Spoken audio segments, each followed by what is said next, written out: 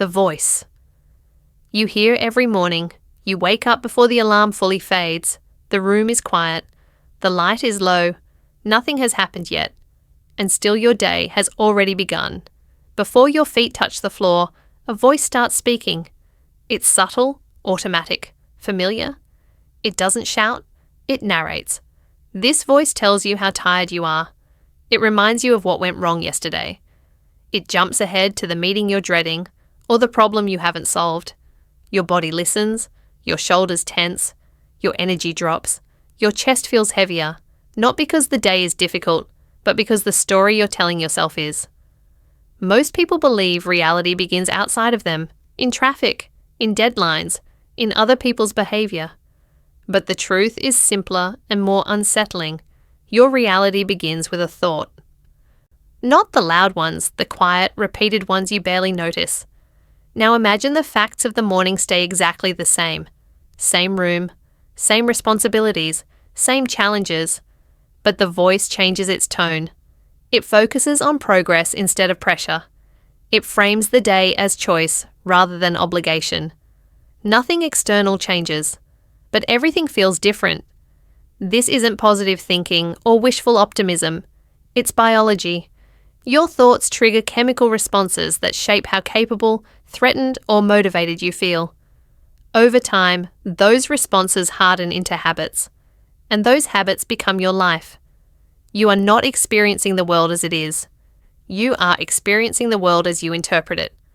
And when you learn to recognize and redirect that inner narrator, you don't just change your mindset, you change the reality you live in. Chapter 1: The Silent Narrator. Imagine walking into a room full of strangers. You stop at the doorway and scan the crowd.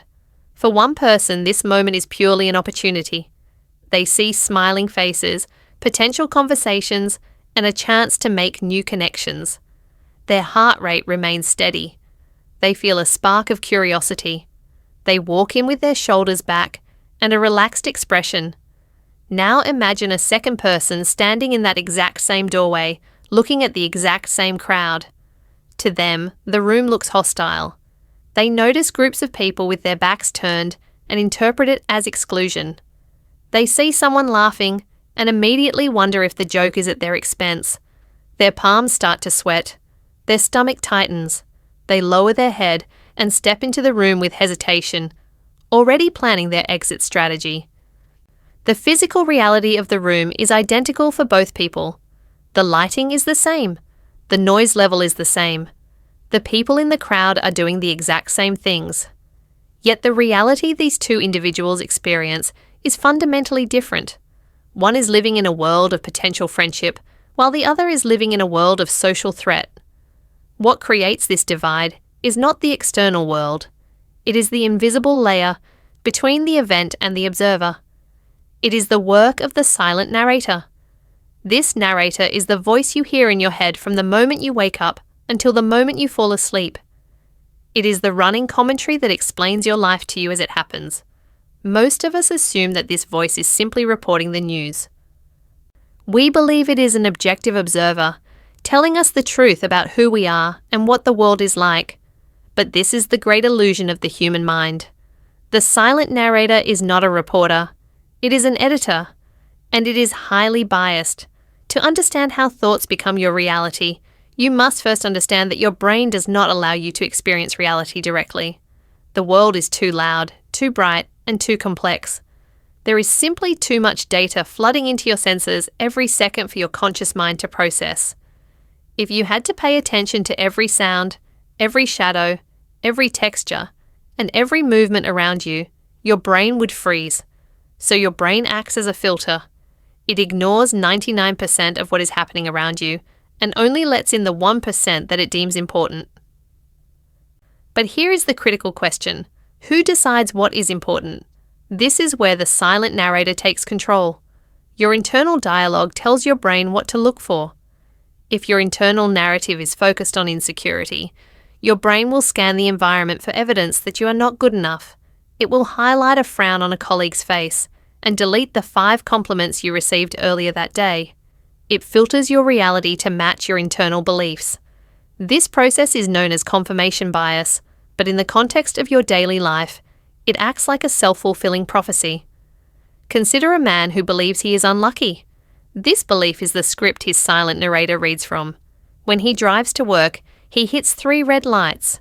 His internal voice immediately speaks up. It says, of course, this is happening. It says this is just typical. It says nothing ever goes his way. Because he is fixated on the red lights, he drives with frustration. He arrives at work in a state of agitation. His body is flooded with stress hormones. When he walks into his office, he is short-tempered with his assistant. The assistant, reacting to this hostility, is cold in return. The man notices the coldness and thinks that nobody respects him. His belief that the world is against him has now generated actual evidence that the world is against him. But he created that reality through his reaction to 3 red lights. This is the mechanism of the feedback loop. Thought creates emotion. Emotion drives behavior. Behavior produces a result. And that result reinforces the original thought. The danger lies in the fact that most of us are completely unaware of this process. We think our emotions are caused directly by external events. We say that the traffic made us angry. We say that the weather made us sad. We say that the criticism made us insecure. But this is technically incorrect. Events are neutral. Events are just physics and biology playing out in time. The traffic is just cars on asphalt. The rain is just water falling from clouds. The criticism is just sound waves leaving a mouth. It is your interpretation of these events that generates the emotional response. Between the event and the emotion, there is a split second where the silent narrator speaks. It assigns meaning to the event. If the narrator interprets the rain as a ruinous end to your picnic, you feel disappointment. If the narrator interprets the rain as a valid excuse to stay home and rest, you feel relief. The water is the same. The feeling depends entirely on the story you tell yourself about the water. This internal dialogue is often formed long before we are old enough to choose it. As children, we are sponges. We absorb the beliefs and attitudes of the people around us. We listen to how our parents talk about money, about relationships, and about themselves. We listen to teachers and peers. Over time, these external voices are internalized. They become the silent narrator. If you were told repeatedly that you were clumsy, your narrator likely still points out every time you drop something. It says, there you go again. It labels you. It solidifies an identity.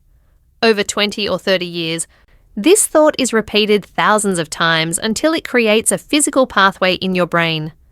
Neuroscience shows us that neurons that fire together wire together.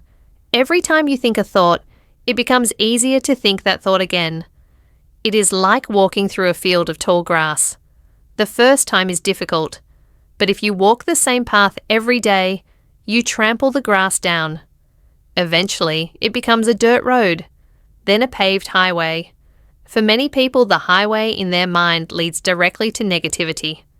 They have practiced self-criticism for so long that it has become automatic. They do not have to try to put themselves down. Their brain does it for them effortlessly. This is why positive thinking is so difficult for someone who has spent a lifetime in a negative loop. They are trying to walk through the tall grass when there is a paved highway right next to it. The silent narrator does not just shape your mood, it shapes your biology. When you think a stressful thought, your hypothalamus sends a signal to your adrenal glands. You release cortisol and adrenaline. Your heart beats faster. Your blood pressure rises. Your immune system is suppressed. This response was designed for survival. It was meant to help you run from a predator. But in the modern world, we are rarely running from predators. We are running from our thoughts. We worry about a presentation that is 2 weeks away. We replay an awkward conversation from 5 years ago. We imagine a financial crisis that has not happened. To your body, these thoughts are real threats. Your body cannot tell the difference between a tiger standing in front of you and a vivid thought about a tiger standing in front of you. The chemical response is remarkably similar. If your silent narrator is constantly telling you that you are in danger, or that you are failing, or that you are alone, your body is living in a chronic state of emergency. This is how thoughts become flesh. Long-term stress from negative thinking manifests as physical illness, fatigue, and exhaustion. However, the power of the silent narrator is also the key to freedom. If thoughts can make you sick, they can also help you heal. If thoughts can limit your potential, they can also expand it. The realization that you are not your thoughts is the most significant shift you can make. You are the entity that listens to the thoughts. You are the consciousness behind the voice. This means you have the ability to step back and observe the narrator rather than blindly obeying it. You can become a critic of your own mind. When the voice says you are going to fail, you do not have to accept that as a fact. You can look at it as a suggestion. You can ask yourself, is this true? You can ask yourself, is this helpful? You can choose to rewrite the script. This is not about lying to yourself. It is not about standing in front of a mirror and ignoring reality. It is about choosing a more functional interpretation of reality. It is about recognizing that since you must interpret the world anyway, you might as well interpret it in a way that gives you power rather than taking it away. Let us go back to the person in the doorway.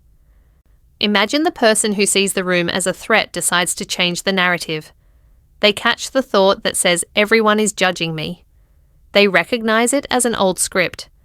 They consciously choose a new thought. They tell themselves that people are just focused on their own conversations.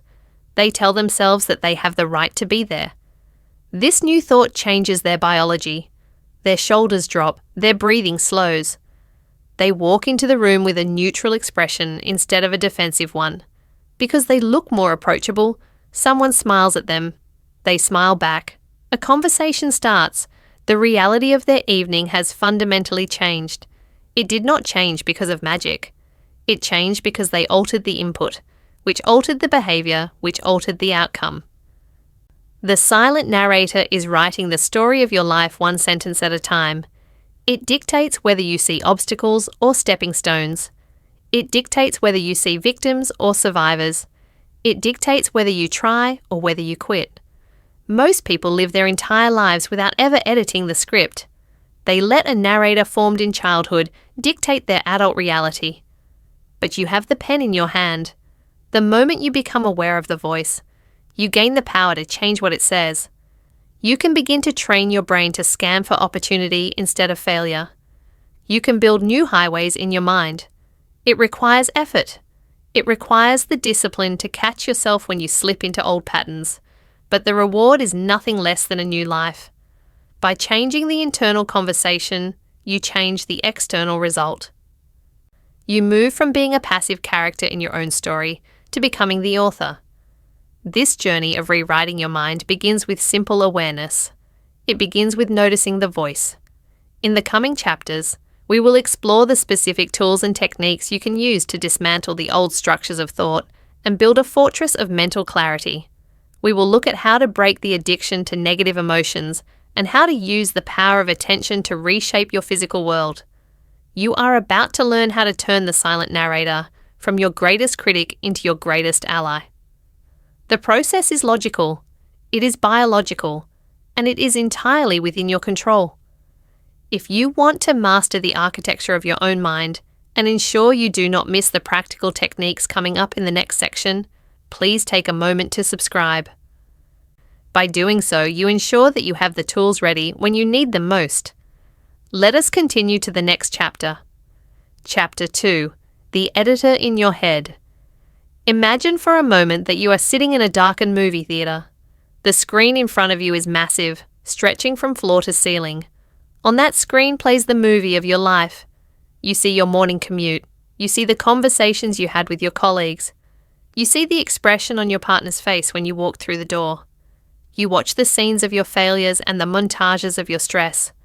You sit there gripping the armrests, believing that what you are watching is a documentary. You believe it is an unedited, objective recording of truth, but it is not. What you are watching is a feature film. It has been directed, cut, spliced, and color graded. And sitting in the projection booth, high above the seats, is the most powerful figure in your mental landscape. This figure is the editor. To understand how thoughts become reality, you must understand the function of this editor. You must understand that you do not experience reality directly. You experience a processed version of it. The world is too loud, too bright, and too chaotic for your conscious mind to handle in its raw form. At any given second, your senses are bombarded with millions of bits of data. The hum of the refrigerator, the pressure of your feet on the floor, the temperature of the air, the smell of old coffee, the subtle shift in light through the window. If your brain attempted to process all of this equally, you would be paralyzed. You would be overwhelmed by the sheer volume of existence. To survive, your brain evolved a filtering mechanism. This is the editor. Its job is to sit at the gateway of your awareness and decide what gets in and what stays out. It deletes the noise so you can focus on the signal. This seems like a useful tool. It is essential for survival. However, the editor does not choose at random. It operates based on a specific set of instructions. It follows a style guide. And who wrote that style guide? You did. Or rather, your past did. Your fears did. Your repeated thoughts did. This is the crucial link between your internal dialogue and your external reality. The thoughts you think repetitively become the standing orders for your editor. Let us look at a practical example of how this works. Imagine two people walking into the same crowded party. The first person has a deeply held belief that people are generally critical and unfriendly. This belief is the instruction manual for their internal editor. As they walk into the room, their editor goes to work. It scans the crowd. It ignores the three people smiling and waving near the bar. It deletes the sound of laughter. Instead, it zooms in on a single person in the corner who is frowning at their phone. It amplifies a whisper between two guests, interpreting it as gossip. It highlights the awkward silence in a conversation. By the time this person leaves the party, their reality is confirmed. They think, everyone was so cold. I felt judged the entire time. They are not lying. That was their experience. That was the movie played on their mental screen. Now take the second person. They hold a belief that they are likable and that people are generally interesting. Their editor has different instructions. It filters out the person frowning at the phone, categorizing it as irrelevant background noise. It highlights the warm greeting from the host. It notices a person wearing a band t-shirt they like. It amplifies the feeling of connection. They leave the party thinking, what a wonderful group of people. 2 people, 1 room, 2 completely different realities. Neither of them saw the objective truth. Both of them saw a curated edit, based on what their brains were conditioned to look for. This implies something profound about your life right now. The problems you see as permanent and the limitations you accept as facts might just be editorial choices. The editor is tireless. It works 24 hours a day. And its favorite tool is something psychologists call confirmation bias. This is the tendency of the brain to search for, interpret, and recall information in a way that confirms your pre-existing beliefs. If you wake up in the morning and think, today is going to be a struggle, you have just handed the editor a specific lens. Throughout the day, your brain will actively hunt for struggle. You will hit a red light and your brain will say, see, there it is. You will drop your keys and your brain will say, another piece of evidence. You will receive an email with a slightly short tone and your brain will mark it as proof of disrespect. By evening, you have built a mountain of evidence to prove that your thought was correct. You feel validated. You say to yourself, I knew it was going to be a bad day, but you did not predict the future. You created it. You created it by attending only to the data that matched your hypothesis and deleting everything that contradicted it. You likely missed the green lights. You forgot the person who held the door for you. You ignored the easy wins. They were left on the cutting room floor of your mind because they did not fit the narrative of the struggle. This is how a thought solidifies into a belief, and how a belief hardens into a perceived reality. It is a loop. The thought instructs the editor. The editor curates the evidence. The evidence reinforces the thought. Round and round it goes, tightening the knot of your perception until it feels like a physical chain. The danger arises when the editor is running on outdated software. Many of us are operating with editorial guidelines formed in childhood. Perhaps you were told you were not good at math. Perhaps you were teased for being too loud. Perhaps you learned that money is scarce and hard to keep. These were not facts. They were opinions or temporary circumstances. But if you repeated them enough, they became the rules of your cutting room. Now, 30 years later, you are sitting in a meeting. Someone critiques your financial report. Your editor instantly splices in that memory of failing a math test. It cuts to the feeling of shame. It turns up the volume on your insecurity. You react defensively. You sabotage the meeting. The reality of your career suffers, not because of your ability, but because of your editing. We must also talk about the genre your editor prefers. For most human beings, the default genre is a thriller or a tragedy. This is a matter of biology. The brain is designed for survival, not happiness. It is far more important for your survival to notice a tiger in the grass than to notice a beautiful flower. Therefore, the editor has a natural negativity bias. It prioritizes threats. It flags potential rejection, failure, and danger with a bright red marker. In the modern world, where there are no tigers, the editor projects this threat detection onto emails, public speaking, and bank balances. It takes a neutral situation and cuts it to look like a disaster movie. This is why worry feels so realistic. Worry is simply your editor using its incredible creative power to visualize a future horror story so vividly that your body reacts as if it is happening now. But here is the empowering truth. You are not the editor. You are the producer. The editor works for you. It is a mechanism, a biological machine. It simply follows the strongest, most repetitive commands it receives. For years you may have been letting the editor run wild, feeding it a diet of self-criticism and fear. You have let it create a montage of your life that reinforces your inadequacy. However, you can issue new editorial guidelines. This is not about lying to yourself. It is not about pretending that bad things do not exist. It is about widening the aperture of the lens. It is about commanding the brain to process a different set of data.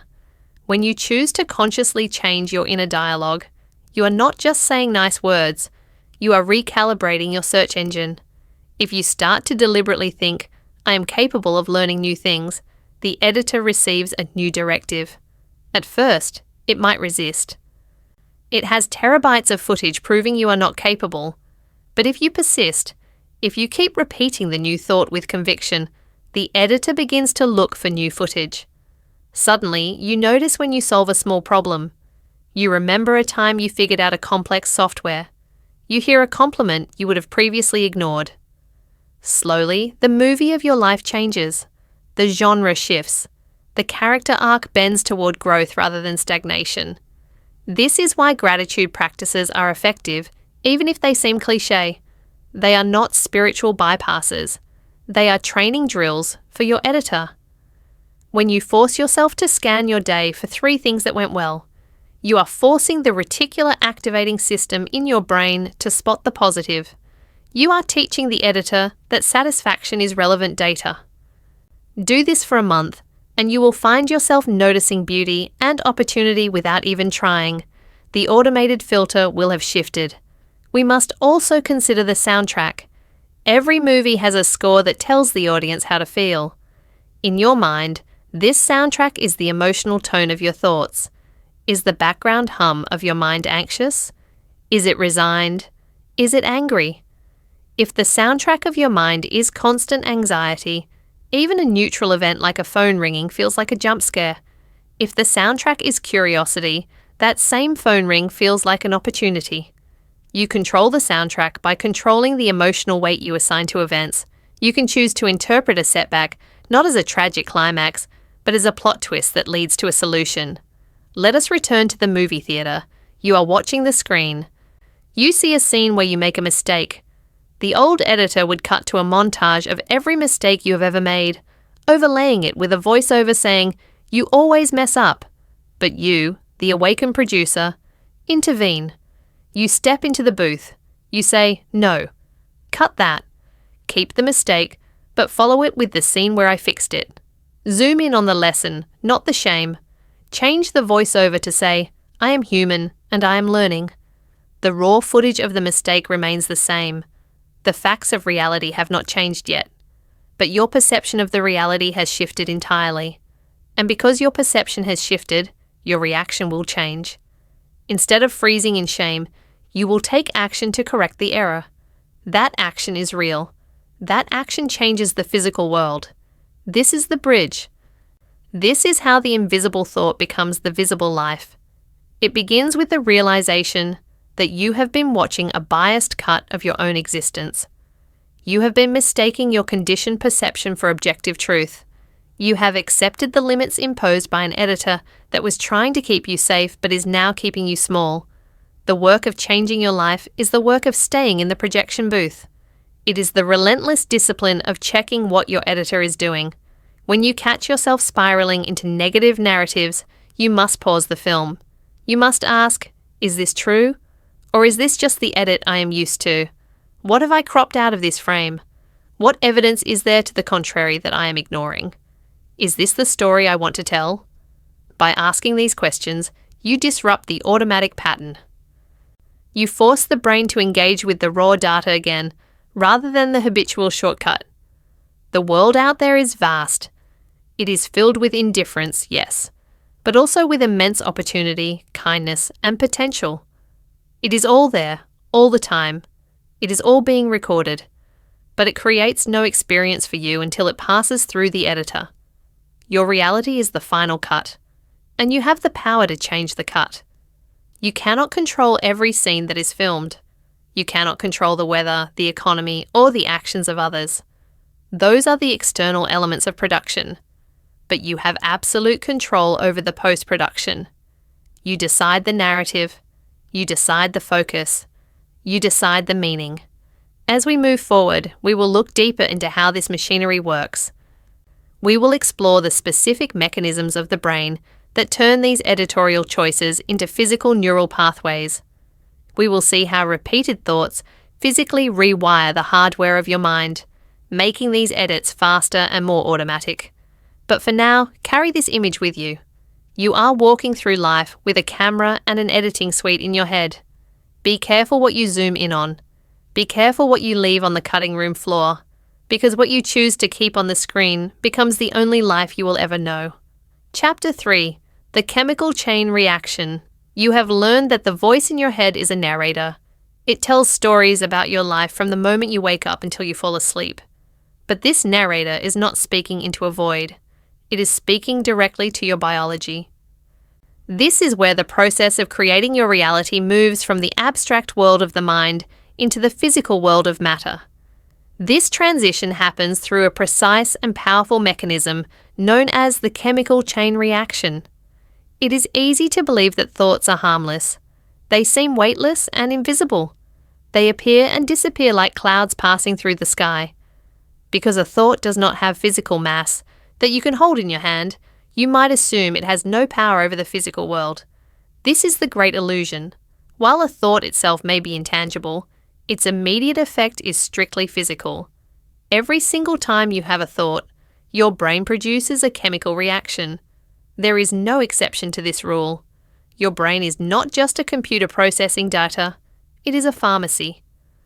It creates powerful chemical cocktails that change the operating system of your body in milliseconds. Consider the anatomy of this process. When you think a thought, a signal fires in your brain. This signal travels to the hypothalamus, a small part of the brain that acts like a control center. The hypothalamus takes the message from your thought and translates it into a chemical language. It manufactures neuropeptides. These are chemical messenger molecules. These messengers are sent throughout the body to dock with specific receptors on your cells. Think of a key fitting into a lock. When the chemical key turns the lock, the cell receives a specific instruction. It might be told to speed up, slow down, digest food, repair tissue, or prepare for danger. This means that within seconds of thinking a thought, your internal environment changes. If you think a thought of anger, your brain releases a specific chemical signature for anger. It might involve adrenaline and cortisol. Your heart rate climbs, your muscles tighten, your blood vessels constrict, your digestion halts. Your body is physically preparing for a fight. even if you are sitting perfectly still in a comfortable chair. The thought was the trigger. The chemical was the messenger. The physical sensation is the result. This is why your thoughts feel so real. They create a visceral experience in the body. You do not just think you are anxious. You feel anxious.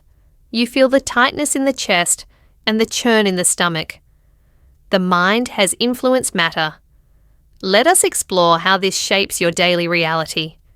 Most people believe that they feel emotions because of external events. They believe they are angry because of the traffic. They believe they are sad because of the weather. They believe they are stressed because of their job. While these external factors play a role, the chemical reality is that the feeling comes from your interpretation of the event, not the event itself.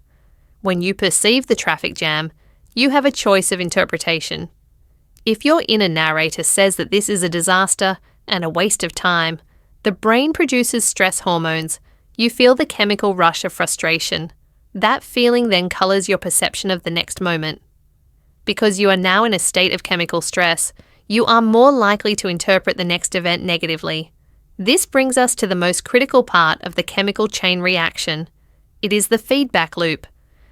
Once your body is flooded with the chemicals of a certain emotion, the body sends a signal back to the brain.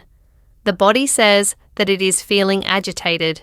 The brain, which monitors the state of the body, receives this report.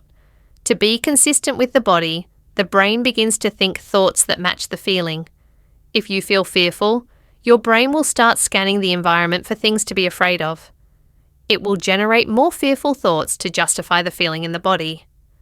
These new fearful thoughts trigger the release of more stress chemicals. The chemicals intensify the feeling. The feeling generates more thoughts. You are now caught in a loop. You are thinking how you feel and you are feeling how you think. This loop creates a state of being. When this state of being lasts for hours, we call it a mood. You might say you woke up on the wrong side of the bed.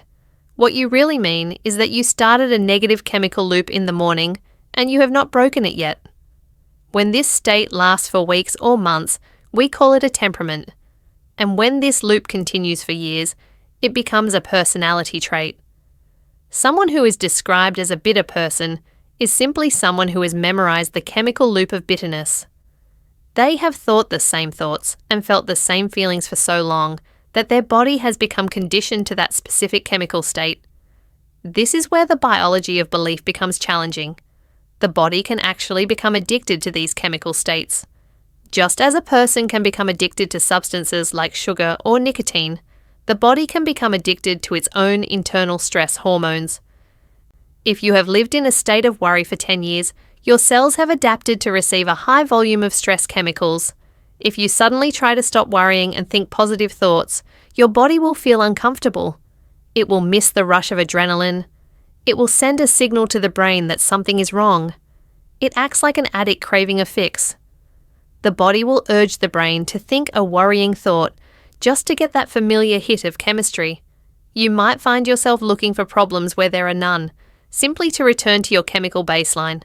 This is why change is so physically difficult. It is not just a mental battle, it is a biological detoxification. Understanding this chain reaction removes the mystery from your behaviour. It explains why you might snap at a loved one when you are tired. It explains why it is hard to be creative when you are fearful. When you are in a survival state, flooded with stress hormones, your brain creates a very specific version of reality. In this state, your focus narrows. You become obsessed with the object of your stress. You lose the ability to see possibilities. You lose the ability to trust. You perceive the world as a hostile place because your biology is priming you to survive a threat. In this state, you could be standing in paradise, but you would only see danger. Your internal chemistry acts as a filter on the lens of your eye. You literally cannot see what is not consistent with your chemical state. However, this mechanism works both ways. The chemical chain reaction is also the source of your greatest power. Consider what happens when you entertain a thought of gratitude. Perhaps you pause to appreciate a warm cup of coffee or the sound of the wind. The brain translates this thought into a different set of chemicals. It releases dopamine, oxytocin, and serotonin. These chemicals instruct the body to relax. The heart rate slows. Digestion resumes. The immune system is boosted. You feel a sensation of expansion and safety. When your body feels safe, it sends that signal back to the brain. The brain then feels free to explore. It becomes more creative. It sees options that were invisible before. You become more patient and more generous. If you practice this repeatedly, you set up a new loop. You think empowering thoughts, which produce healing chemicals, which create a feeling of well-being, which generates more empowering thoughts. Over time, this becomes your new baseline. You become a person who is naturally optimistic or naturally calm. It is not magic. It is conditioned biology. It is the result of thousands of small chemical choices made throughout the day. The implication here is massive. If your thoughts drive your chemistry, and your chemistry drives your feelings, and your feelings drive your actions, then your thoughts are the architects of your physical life. When we talk about thoughts becoming reality, we are often talking about behavior. A person who is chemically primed for confidence will walk into a room differently than a person who is chemically primed for shame. They will speak up, they will take risks, they will make eye contact. These actions produce different results in the world. The confident person gets the job, or makes the friend, or solves the problem. The person trapped in the chemistry of insecurity stays silent. They hesitate, they withdraw. The world responds to them with indifference. Both people experience the same room. Both people face the same external circumstances. But their internal chemical factories produce two completely different realities. This is why willpower alone often fails. You cannot force yourself to act differently if your body is screaming a different chemical message. You might grit your teeth and try to force a smile, but if your blood is full of cortisol, people will feel your tension. The change must happen upstream, at the source of the chemical signal. It begins with the thought. Becoming the master of your reality requires you to become the gatekeeper of your chemical factory. You must realize that indulging in a loop of self-pity is not just a harmless mental activity. It is a physical act of poisoning your own system. It is increasing inflammation in your body and blinding you to opportunity. Conversely, choosing to focus on a solution or choosing to remember a success is a medicinal act. It strengthens your body and widens your perception. This does not mean you will never feel negative emotions. The chemical reaction of grief or anger is natural and necessary for survival in short bursts. The problem arises when the reaction never ends. The problem is when the thought loop keeps the chemical valve open long after the event has passed. Most people spend their lives reacting to the world. Something happens, and their chemistry changes. They are victims of their environment. If the world is kind, they feel good. If the world is harsh, they feel bad. The shift you are making in this book is to move from being a victim of your chemistry to being the creator of it. You are learning to initiate the signal from within, regardless of what is happening without. You can learn to generate a feeling of gratitude before the good news arrives. You can learn to generate a feeling of confidence before the victory is won. When you do this, you are using the chemical chain reaction in reverse. You are signaling the body to enter a new state of being ahead of the environment. You are preparing your biology for a new future. This is a skill that requires practice. Your old neural pathways are like superhighways. They are wide and fast. The chemical signals travel down them automatically.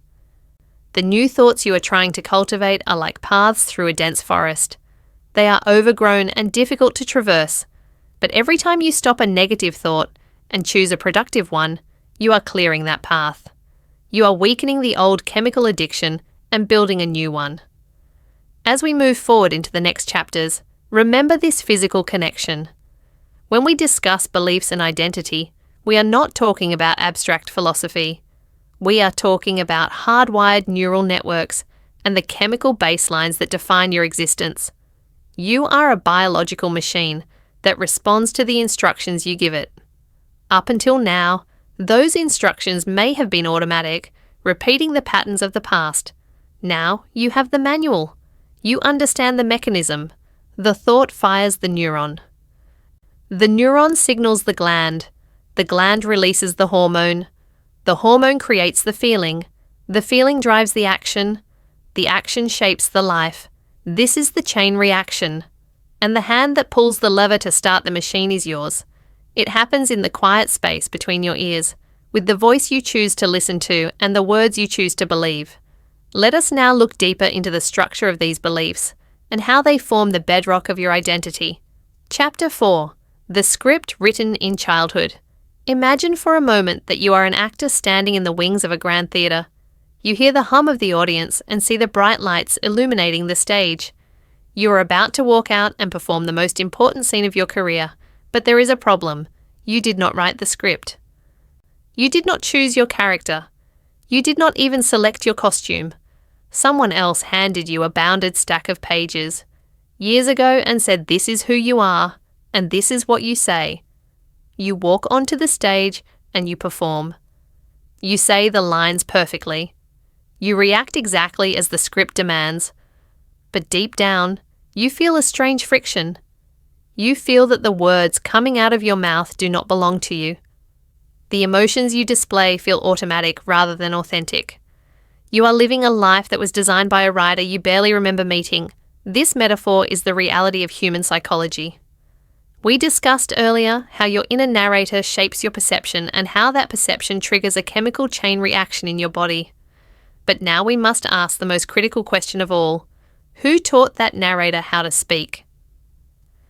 Where did those automatic thoughts come from? Why does your internal voice sound the way it does? To find the answer, we must travel back in time. We must look at the script written in childhood.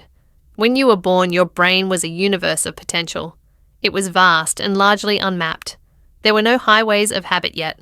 There were no well-worn paths of prejudice or fear.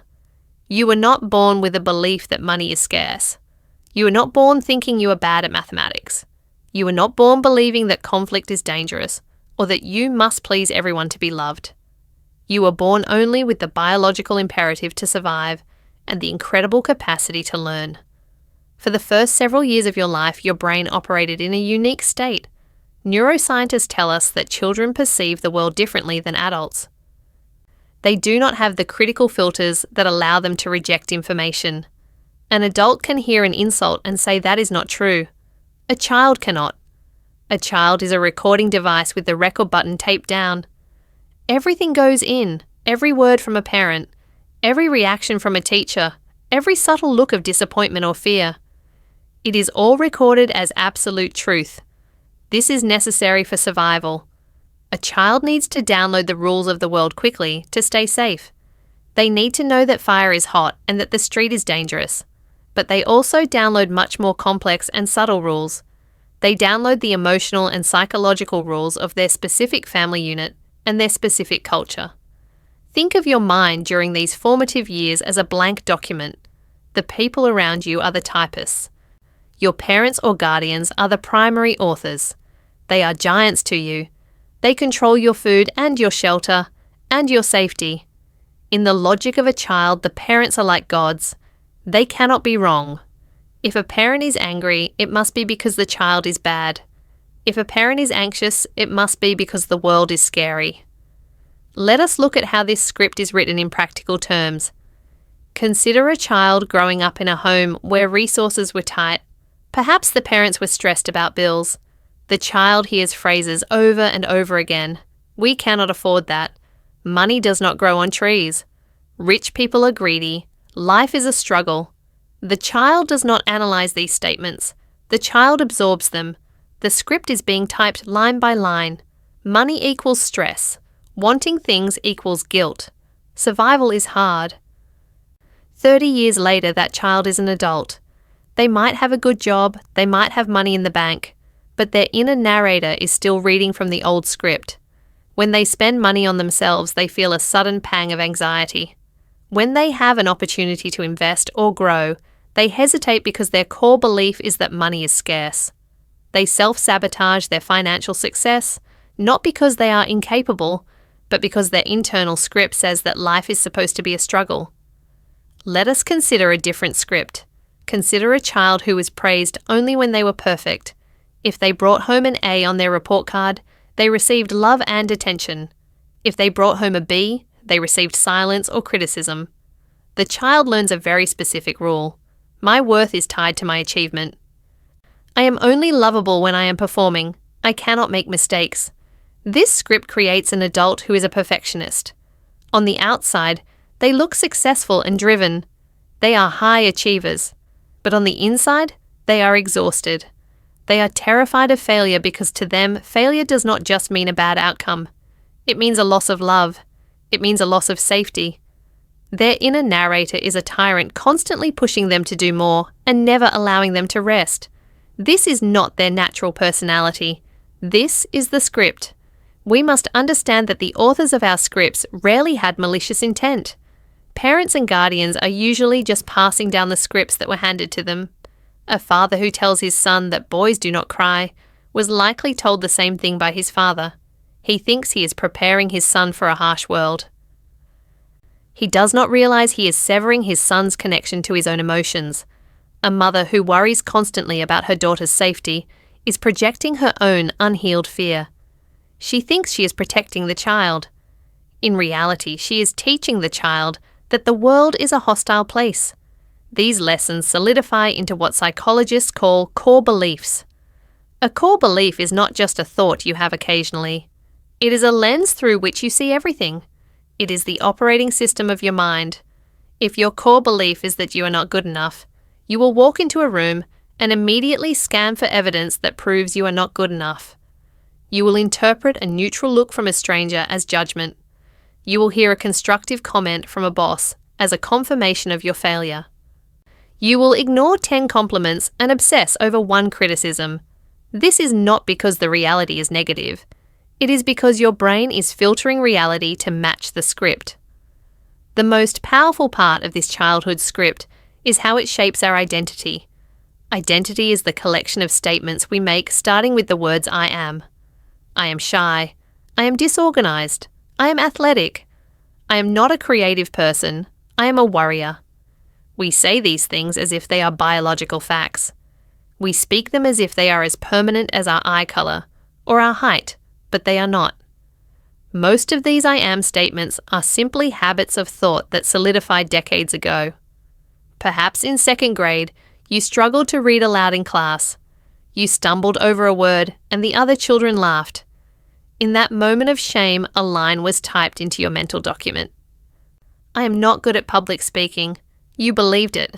Because you believed it, you avoided speaking up in class. Because you avoided it, you never got better at it. 10 years later, you are terrified of presentations. You tell people I am just not a public speaker. You think it is your nature. But it is just a script that became a self-fulfilling prophecy. This explains why willpower often fails. You can try to force yourself to change your behavior. You can try to force yourself to be confident or disciplined or calm. But if the underlying script says you are weak or lazy or anxious, you will eventually revert to the script. The brain hates cognitive dissonance. It wants your actions to align with your beliefs. If you believe you are a messy person, you will eventually sabotage your efforts to be organized because being organized feels wrong to your self-image. It is uncomfortable to realize how much of our personality is actually conditioned responsiveness. It can feel like a loss of agency. You might look at your life and ask which parts of this are actually me and which parts are just programming. This is a necessary discomfort. It is the beginning of freedom. Until you realize that you are following a script, you cannot change it. As long as you think your anxious thoughts are just who you are trapped. But the moment you realize that those thoughts are just a recording, playing in your mind, you create distance. You create a space between the listener and the voice. You are not the script. You are the actor who has been tricked into thinking the script is real life. Let us look deeper into how these scripts manifest in relationships. This is often where the childhood programming is most visible and most damaging. A child who had to walk on eggshells to avoid angering a volatile parent learns to be hypervigilant. They learn to read micro-expressions.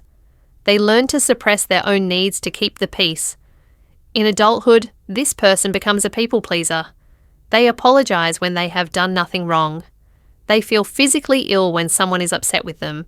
They attract partners who are dominant or critical because that dynamic feels familiar. The brain confuses familiarity with safety. Even if a situation is painful, if it matches the childhood script, the subconscious mind recognizes it as home.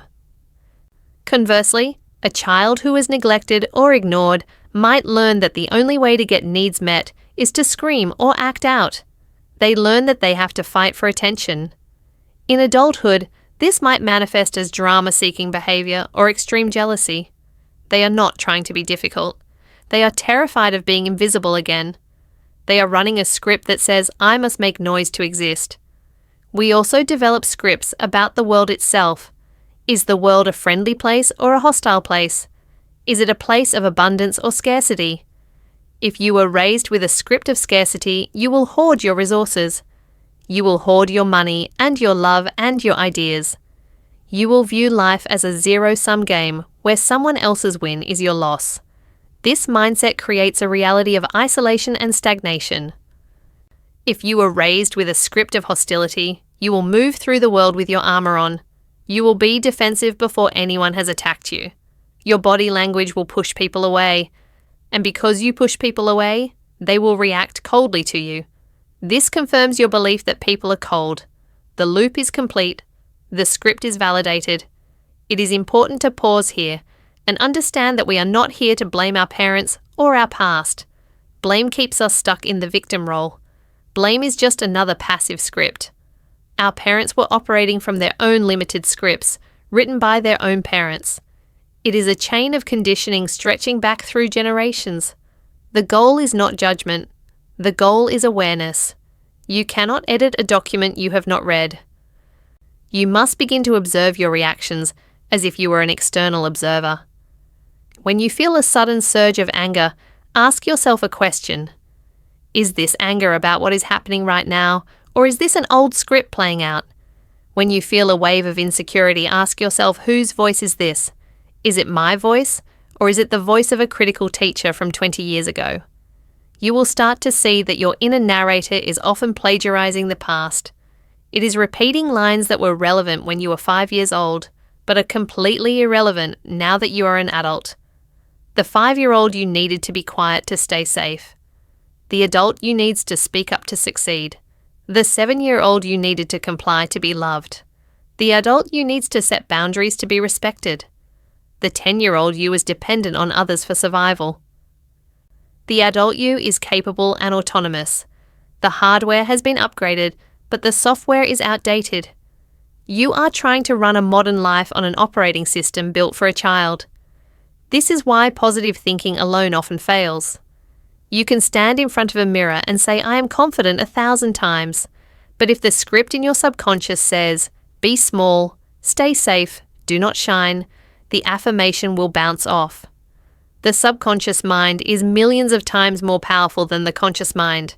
It does not listen to words, it listens to deep-seated beliefs. To change the reality, you must change the script. You must become the writer rather than just the actor. This requires a process of unlearning. It requires you to challenge the validity of your own thoughts. Just because you think it does not mean it is true. Just because you feel it does not mean it is fact. You have the power to cross out lines in the script. You have the power to write new scenes. This is not magic and it is not instantaneous. It is a biological process of rewiring the brain. It is the process of weakening old neural pathways through disuse and strengthening new ones through repetition and emotion. As we move forward, we will explore exactly how to do this. We will look at how to interrupt the pattern. We will look at how to plant new seeds in the garden of the mind. But the first step is simply to recognize the script for what it is. It is a story. It is a story told to you when you were too young to ask questions. It is a story you have memorized so well that you think it is your biography, but it is not. You are the consciousness that hears the story. You are the observer behind the thoughts. The script was written in childhood, but the rest of the pages are blank. The pen is now in your hand. The heavy weight of the past is simply ink on paper, and ink can be written over. In the next segment, we will examine the mechanism that keeps this script running. We will look at the brain's interpretation machine and why it fights so hard to keep your old reality intact, even when you desperately want to change. We will discover why your brain prefers a familiar hell to an unfamiliar heaven. Chapter 5. The Deep Groove of Habit. You have learned how your childhood wrote the first draft of your internal script. You understand that your brain is an editor that cuts out vast amounts of information to fit that script.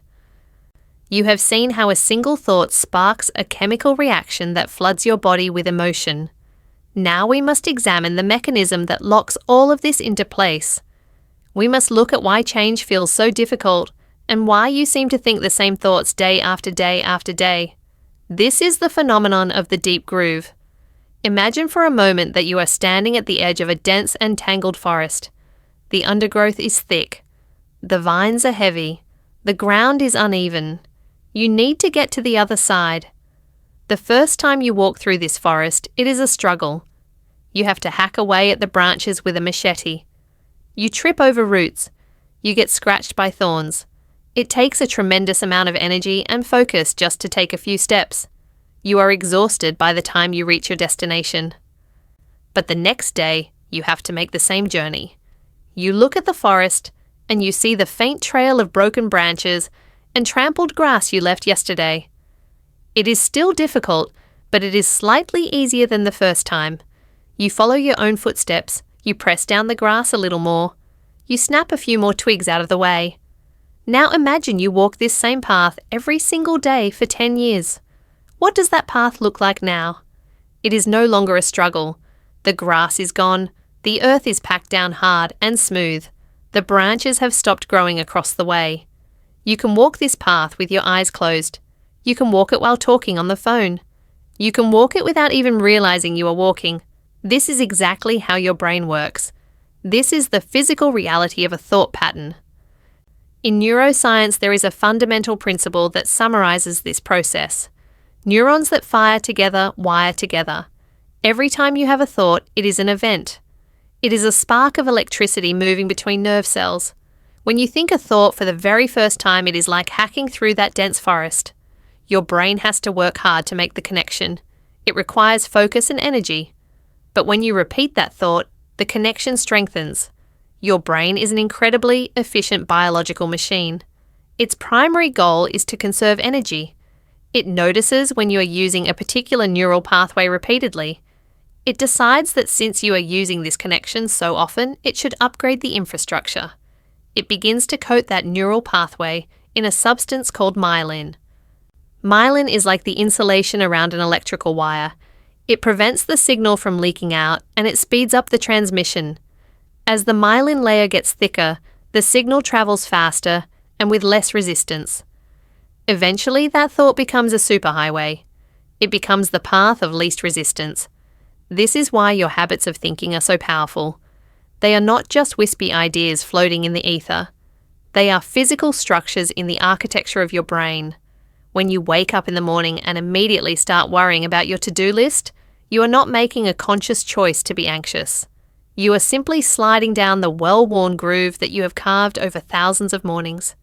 The electricity in your brain follows the path of least resistance, just like water flowing down a hill follows the riverbed. This explains the immense frustration many people feel when they try to change their lives. You might read a book about positivity or decide that you are going to be more confident. You make a conscious decision to change. For a few hours or maybe even a few days, you succeed. You force your mind to think new thoughts. You are hacking a new path through the forest. But the moment you get tired or stressed or distracted, your vigilance drops. And what happens? Your brain immediately snaps back to the old path. It goes back to the groove. Not because you are weak or broken or destined to fail, but simply because the old path is a paved highway and the new path is still just a rough trail in the dirt. Your brain chooses the highway because it is easier. It saves energy. This mechanism is actually a survival instinct. It is designed to help you. If you had to consciously think about how to tie your shoes or how to drive your car every single time you did it, you would be exhausted by noon. Your brain automates repeated behaviors to free up your attention for new challenges. This is a brilliant system for learning skills. It allows you to play the piano, without looking at the keys, or type on a keyboard without thinking about the letters. The problem arises when this automation applies to your self-image and your interpretation of reality. If you have spent years thinking that you are not good enough, then that thought has been myelinated. It has been insulated and reinforced thousands of times. It is now a high-speed connection. When you face a challenge, the thought that you are inadequate arrives instantly. It arrives before you even have a chance to consider an alternative. It feels like the absolute truth because it appears so quickly and so effortlessly. This is the deception of the deep groove.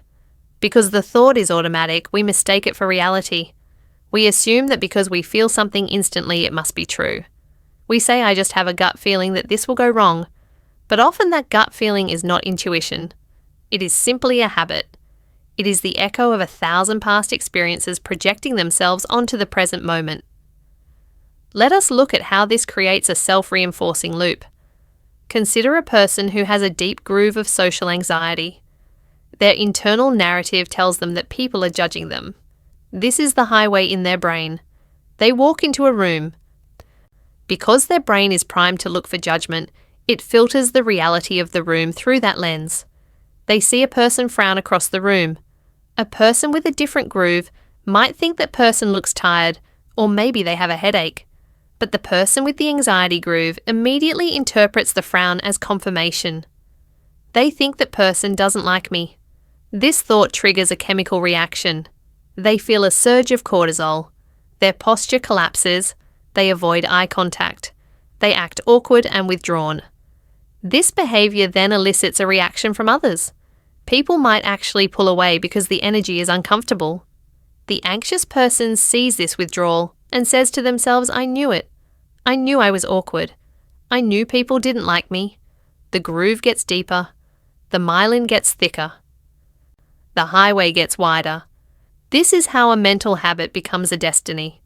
It is not magic. It is a mechanical process of reinforcement. The more you think it, the more you see it. The more you see it, the more you act on it. The more you act on it, the more you create it. And the more you create it, the more you prove to your brain that the thought was right all along. It is crucial to understand that this process is neutral. The brain does not care if the groove is helpful or harmful. It does not judge whether the highway leads to a beautiful destination or a cliff. It only cares about repetition. If you repeat a thought, the brain will build the infrastructure to support it. This is why affirmations and positive thinking often fail in the beginning. You are standing in the middle of a superhighway of negativity trying to plant a flower. You are trying to overwrite decades of reinforcement with a few moments of conscious effort. The traffic of your old thoughts is rushing by at 100 miles an hour. It is intimidating. It feels fake. It feels like you are lying to yourself. That feeling of fakeness is the sensation of leaving the groove. It is the friction of walking through the tall grass again. When you try to think a new thought like I am capable or I am worthy, your brain rejects it. It says this does not match the data. We do not have a wire for this. This feels uncomfortable. Let's go back to the highway where it is safe and familiar. We often gravitate toward familiar pain rather than unfamiliar happiness. We know how to handle the pain. We have built a house there. We have the furniture arranged just so. To step out of that house and build a new one feels dangerous to the primitive parts of the brain. The brain equates the unknown with death. It equates the known with survival, even if the known is miserable. So how do you break a deep groove? How do you re-engineer a brain that is physically wired for a reality you no longer want? You must first respect the biology. You cannot simply wish the old highway away. You cannot dynamite the road with a single burst of willpower. You have to accept that the old road will be there for a long time. It will remain the path of least resistance until you build a better one. The process of change is the process of building a new road alongside the old one. It requires patience and persistence. You have to be willing to hack through the grass day after day, even when it looks like you are making no progress. You have to catch yourself sliding into the old groove and gently pull yourself out. You do not need to punish yourself when you fall into the old habit. Punishment only adds more emotional intensity to the old pattern. Instead, you simply notice it. You say to yourself there is the old groove again. It is deep and slippery. I fell in. Now I will climb out. Every time you choose a new thought, you are trampling the grass. You are firing a new set of neurons. The first time is hard. The 10th time is hard. The 100th time is hard. But eventually the biology begins to shift. The brain realizes that you are using this new path consistently. It sends the construction crew. It begins to lay down the myelin. Slowly the new path becomes easier to walk. At the same time, the old path begins to degrade. This is a phenomenon called synaptic pruning. If a neural pathway is not used, the brain eventually reclaims the resources. The connections weaken. The superhighway begins to crack. Weeds start to grow through the pavement. The strong emotional charge that used to accompany the old thoughts begins to fade. This is a physical process. It takes time. You would not expect to go to the gym once and walk out with the body of an athlete. You understand that muscles must be torn down and rebuilt over months of consistent effort. Your brain is no different. You are building mental muscle. You are physically restructuring the organ of your perception. The most dangerous time is the beginning. This is when the old groove is deep and the new path is invisible. This is when you feel like a fraud. This is when the evidence of your external reality has not yet caught up with your internal work. You are thinking new thoughts, but your life looks exactly the same. You must understand that there is a lag time. There is a delay between the changing of the mind and the changing of the life. During this lag time, you must rely on your understanding of the mechanism. You must trust the process of neuroplasticity. You must know that every time you interrupt a negative pattern and choose a constructive one, you are physically changing your brain. You are the architect, but you are also the construction worker. You have to do the heavy lifting. You have to show up every day. We often underestimate the power of the small everyday thought. We think that to change our lives, we need a massive epiphany or a sudden transformative event.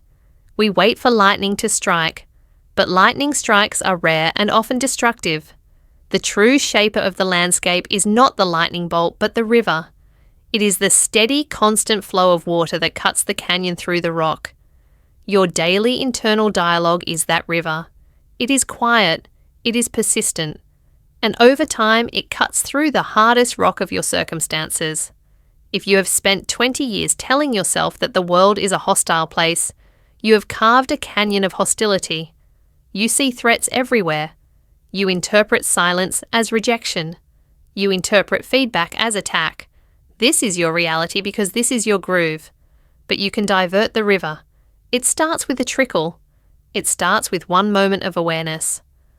It starts with noticing that you are in the canyon and deciding to climb up the wall. As we move forward into the next sections, we will look at the specific types of grooves that trap most people. We will examine the loops of overthinking and catastrophizing. We will look at how the brain spins stories of disaster that have not happened yet. But before we go, there hold this image in your mind. Your brain is a landscape. You have walked certain paths for a long time. They are deep and comfortable and easy, but you are not the path. You are the traveller. You can choose to step off the road. You can choose to hack through the brush. You can choose to build a new way. It will be hard at first, but with every step the path gets clearer. With every repetition the new reality gets closer. The groove is deep, but you are not stuck. You are simply in the process of building a new road. Chapter 6. Breaking the Static. You have spent years travelling down the deep mental grooves of habit. You understand now that your brain is efficient and that it prefers the path of least resistance. But we must pause here to examine what exactly is flowing through those channels. If the groove is the road, then the thoughts are the traffic. And for most people, the traffic is gridlocked. It is loud. It is chaotic. It is static. Imagine tuning a radio to a station that is just out of range. You hear the music, but it is buried under layers of hissing and popping sounds. The signal is there, but the interference ruins the experience. This is the state of the untrained mind. The signal is your actual potential and your ability to reason. The interference is the static of negative thought patterns. This static is not harmless background noise. It is the primary barrier standing between you and the life you intend to build. It disrupts the signal between your intention and your action. You decide you want to speak up in a meeting. That is the signal. But before you can open your mouth, the static rushes in. It tells you that your idea is stupid. It reminds you of the time you stuttered 3 years ago. It suggests that everyone is looking at you with judgment. The signal is lost. You remain silent. The static wins. To rewrite your reality, you must first learn to break this static. You must understand where it comes from and why it is so deafening. The first source of this interference is what psychologists call the negativity bias. We touched on this earlier regarding survival instincts. Your brain is Velcro for negative experiences and Teflon for positive ones. This was useful when a rustle in the bushes meant a predator was approaching. It is less useful when a frown from a stranger ruins your entire afternoon. This bias creates a specific type of static known as catastrophic thinking. This is the mental habit of taking a small ambiguous event and immediately spinning it into a disaster scenario. You send a text message to a friend. They do not reply for 3 hours. The logical brain knows they are likely busy or their phone is dead. But the static does not care about logic. The static whispers that they are angry with you. It tells you that you have offended them. It pulls up a file of every mistake you have ever made in the relationship. By the time they finally reply with a simple apology for being in a meeting, you have already lived through the emotional turmoil of a breakup. You suffered. Your heart rate increased. Cortisol flooded your system. You felt the rejection physically, but none of it was real. It was a hallucination caused by the static. This is how thoughts shape reality in the most immediate sense. You experienced a crisis that existed nowhere, except in the architecture of your own mind. Another frequency of this static is overthinking. This is the art of creating problems that do not exist yet. It is a frantic attempt by the brain to control the future by simulating every possible outcome. You lie awake at night, rehearsing conversations that have not happened. You replay past events looking for clues you might have missed. You might believe this is productive. You might tell yourself you are just being prepared. But there is a difference between planning and worrying. Planning leads to action. Worrying leads to paralysis. Overthinking is like revving your engine while the car is in neutral. You burn fuel. You make noise. You exhaust the system, but you go nowhere. The static keeps you trapped in a loop of mental exhaustion without physical progress. Perhaps the most dangerous form of static is the victim mindset. This is a heavy, low-frequency interference that colours every perception. It is the deep-seated belief that life is happening to you rather than you happening to life. When you are tuned into the victim frequency, you surrender your agency. If you fail a project, it is because the boss is unfair. If you are out of shape, it is because you do not have time. If you are unhappy, it is because others do not treat you well. There is a seduction in this mindset. It offers a twisted form of comfort. If nothing is your fault, then you are not responsible for fixing it. You are safe from the risk of failure because you never really try. But the price of this safety is your freedom. When you view the world through the lens of a victim, you become blind to opportunities. You do not see doors, you only see walls. You interpret neutral events as personal attacks. If it rains on your day off, the victim mindset takes it personally. It says, of course it is raining, because nothing ever goes right for me. This thought reinforces the neural pathway of helplessness. It confirms the belief that you are powerless. And because you believe you are powerless, you take no action to change your situation. Your reality then conforms to your belief. You become stuck, not because the world trapped you, but because you convinced yourself you were in a cage. We must also address the critic. This is the voice of static that directs its hostility inward. It is the internal narrator that judges your every move. It is often an echo of authority figures from your past. It sounds like a parent or a teacher or a peer who made you feel small. This critic is relentless. When you look in the mirror, it points out the flaw, not the feature. When you complete a task, it focuses on the one error rather than the 99 things you got right. It uses absolute language. It uses words like always and never. You always mess this up. You will never be disciplined. This internal dialogue creates a self-fulfilling prophecy. If you constantly tell yourself you are socially awkward, you will enter a room with your head down. You will avoid eye contact. Your body language will scream discomfort. People will react to that discomfort by pulling away. You will then see their withdrawal as proof that you are socially awkward. The static told you a lie, and you acted in a way that made it true. Breaking this static is difficult because logic alone is rarely enough to stop it. You cannot simply tell yourself to stop worrying. You cannot debate your emotions into submission with facts. This is why you often hear advice to just think positive and find it completely useless. Imagine you are terrified of flying. You are on a plane and there is turbulence. Someone next to you starts reading statistics about aviation safety. They tell you that driving is more dangerous than flying. Logically, they are correct. But your hands are still sweating. Your heart is still racing. The static of fear is louder than the voice of reason. This happens because the static originates in the older parts of the brain, the parts responsible for survival and emotion. These centers process information much faster than your logical thinking brain. By the time you formulate a rational thought, the chemical reaction of fear or anger has already been triggered. To break the static, you cannot fight it with brute force. You cannot scream at the noise to be quiet. That only adds more noise. Instead, you must learn to step back and observe the interference without becoming it. This is a subtle but profound shift. Usually when you have a thought, you merge with it. If the thought says, "I am a failure," you feel the heavy cloak of failure wrap around you. You become the thought. Breaking the static requires you to separate your awareness from the mental noise. You must realize that you are the listener, not the radio. You are the one hearing the static, not the static itself. When the thought arises that says you are not good enough, you do not have to agree with it. You do not have to argue with it either. You can simply acknowledge that the machine is making noise again. You can label it.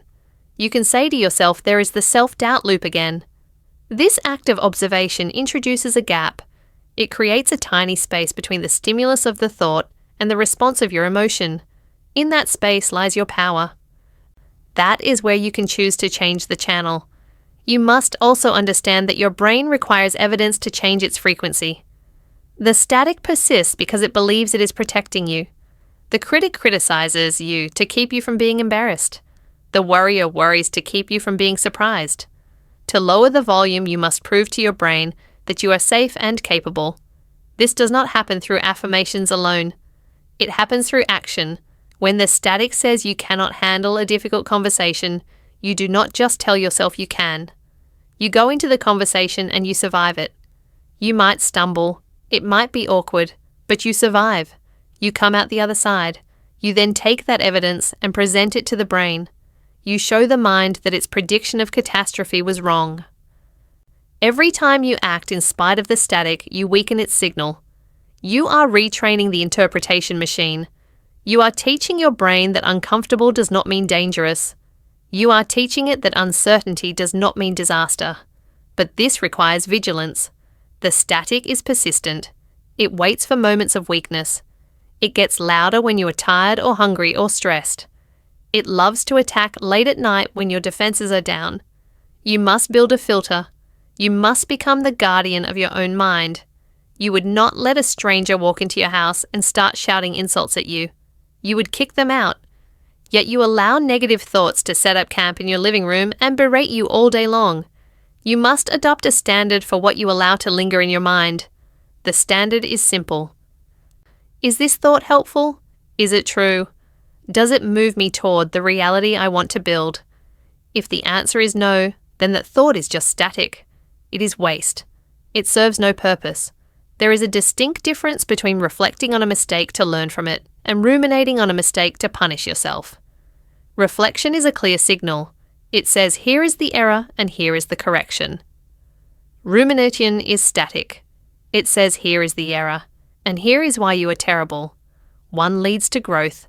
The other leads to rot. As you move through this process, you will begin to notice the silence between the thoughts. You will find moments where the radio is clear. In those moments, your perception of reality shifts. You stop seeing threats and start seeing challenges. You stop feeling the weight of the past and start feeling the potential of the present. The world has not changed. The facts of your life may be exactly the same, but the way you encode them has shifted. Consider two people stuck in the same traffic jam. One is consumed by the static of rage. They are pounding the steering wheel. Their blood pressure is spiking. They are mentally firing the city planner. They are ruining their own morning. The other person sees the delay. They accept it as a fact they cannot control. They use the time to listen to a book or simply enjoy the quiet. They arrive at work calm. Same reality, different experience. The difference is the static.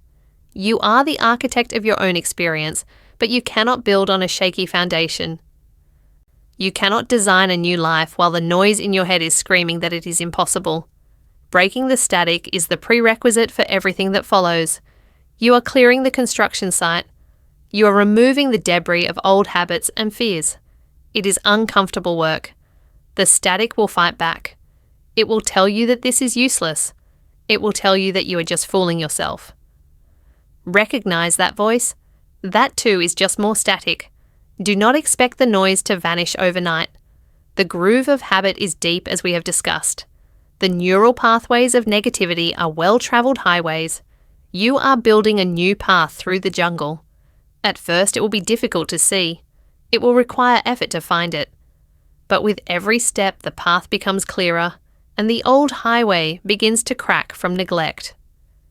You are moving from a passive state where thoughts happen to you to an active state where you choose which thoughts to engage with.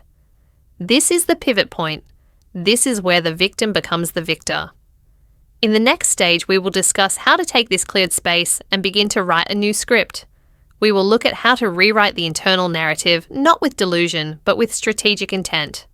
But for now, your task is to listen. Listen to the noise. Identify the loops. Call out the catastrophizing. Spot the victim language. When you hear the hiss and pop of the interference, do not get angry. Do not fight it. Just acknowledge it.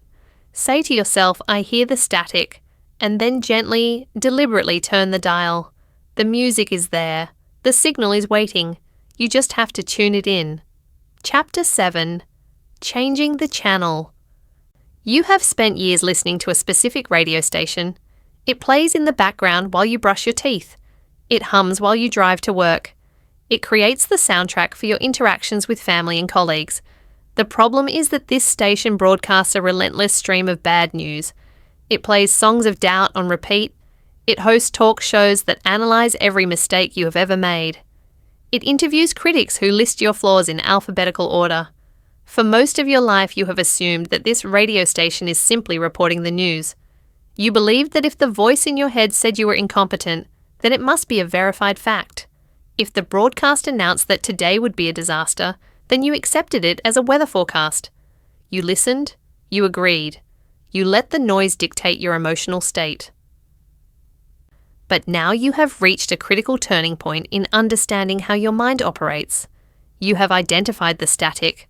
You have realized that the voice is not a reporter delivering unbiased truth. It is a narrator following an old script. The most liberating discovery you can make is that you are not the radio. You are the person listening to it. And more importantly, you are the one with the hand on the dial. You have the power to change the channel. Changing the channel is not about ignoring reality or pretending that difficulties do not exist. It is not about forcing a fake smile and chanting happy slogans while your world falls apart. That is a fragile form of denial that eventually cracks under pressure. True cognitive reframing is much more durable and practical. It is the act of consciously choosing a different interpretation of the events unfolding around you. It is the deliberate shift from a passive reaction to an active response. Consider the mechanics of how this works in the brain. When a negative event occurs, your brain instinctively searches its database for past experiences to help you understand what is happening.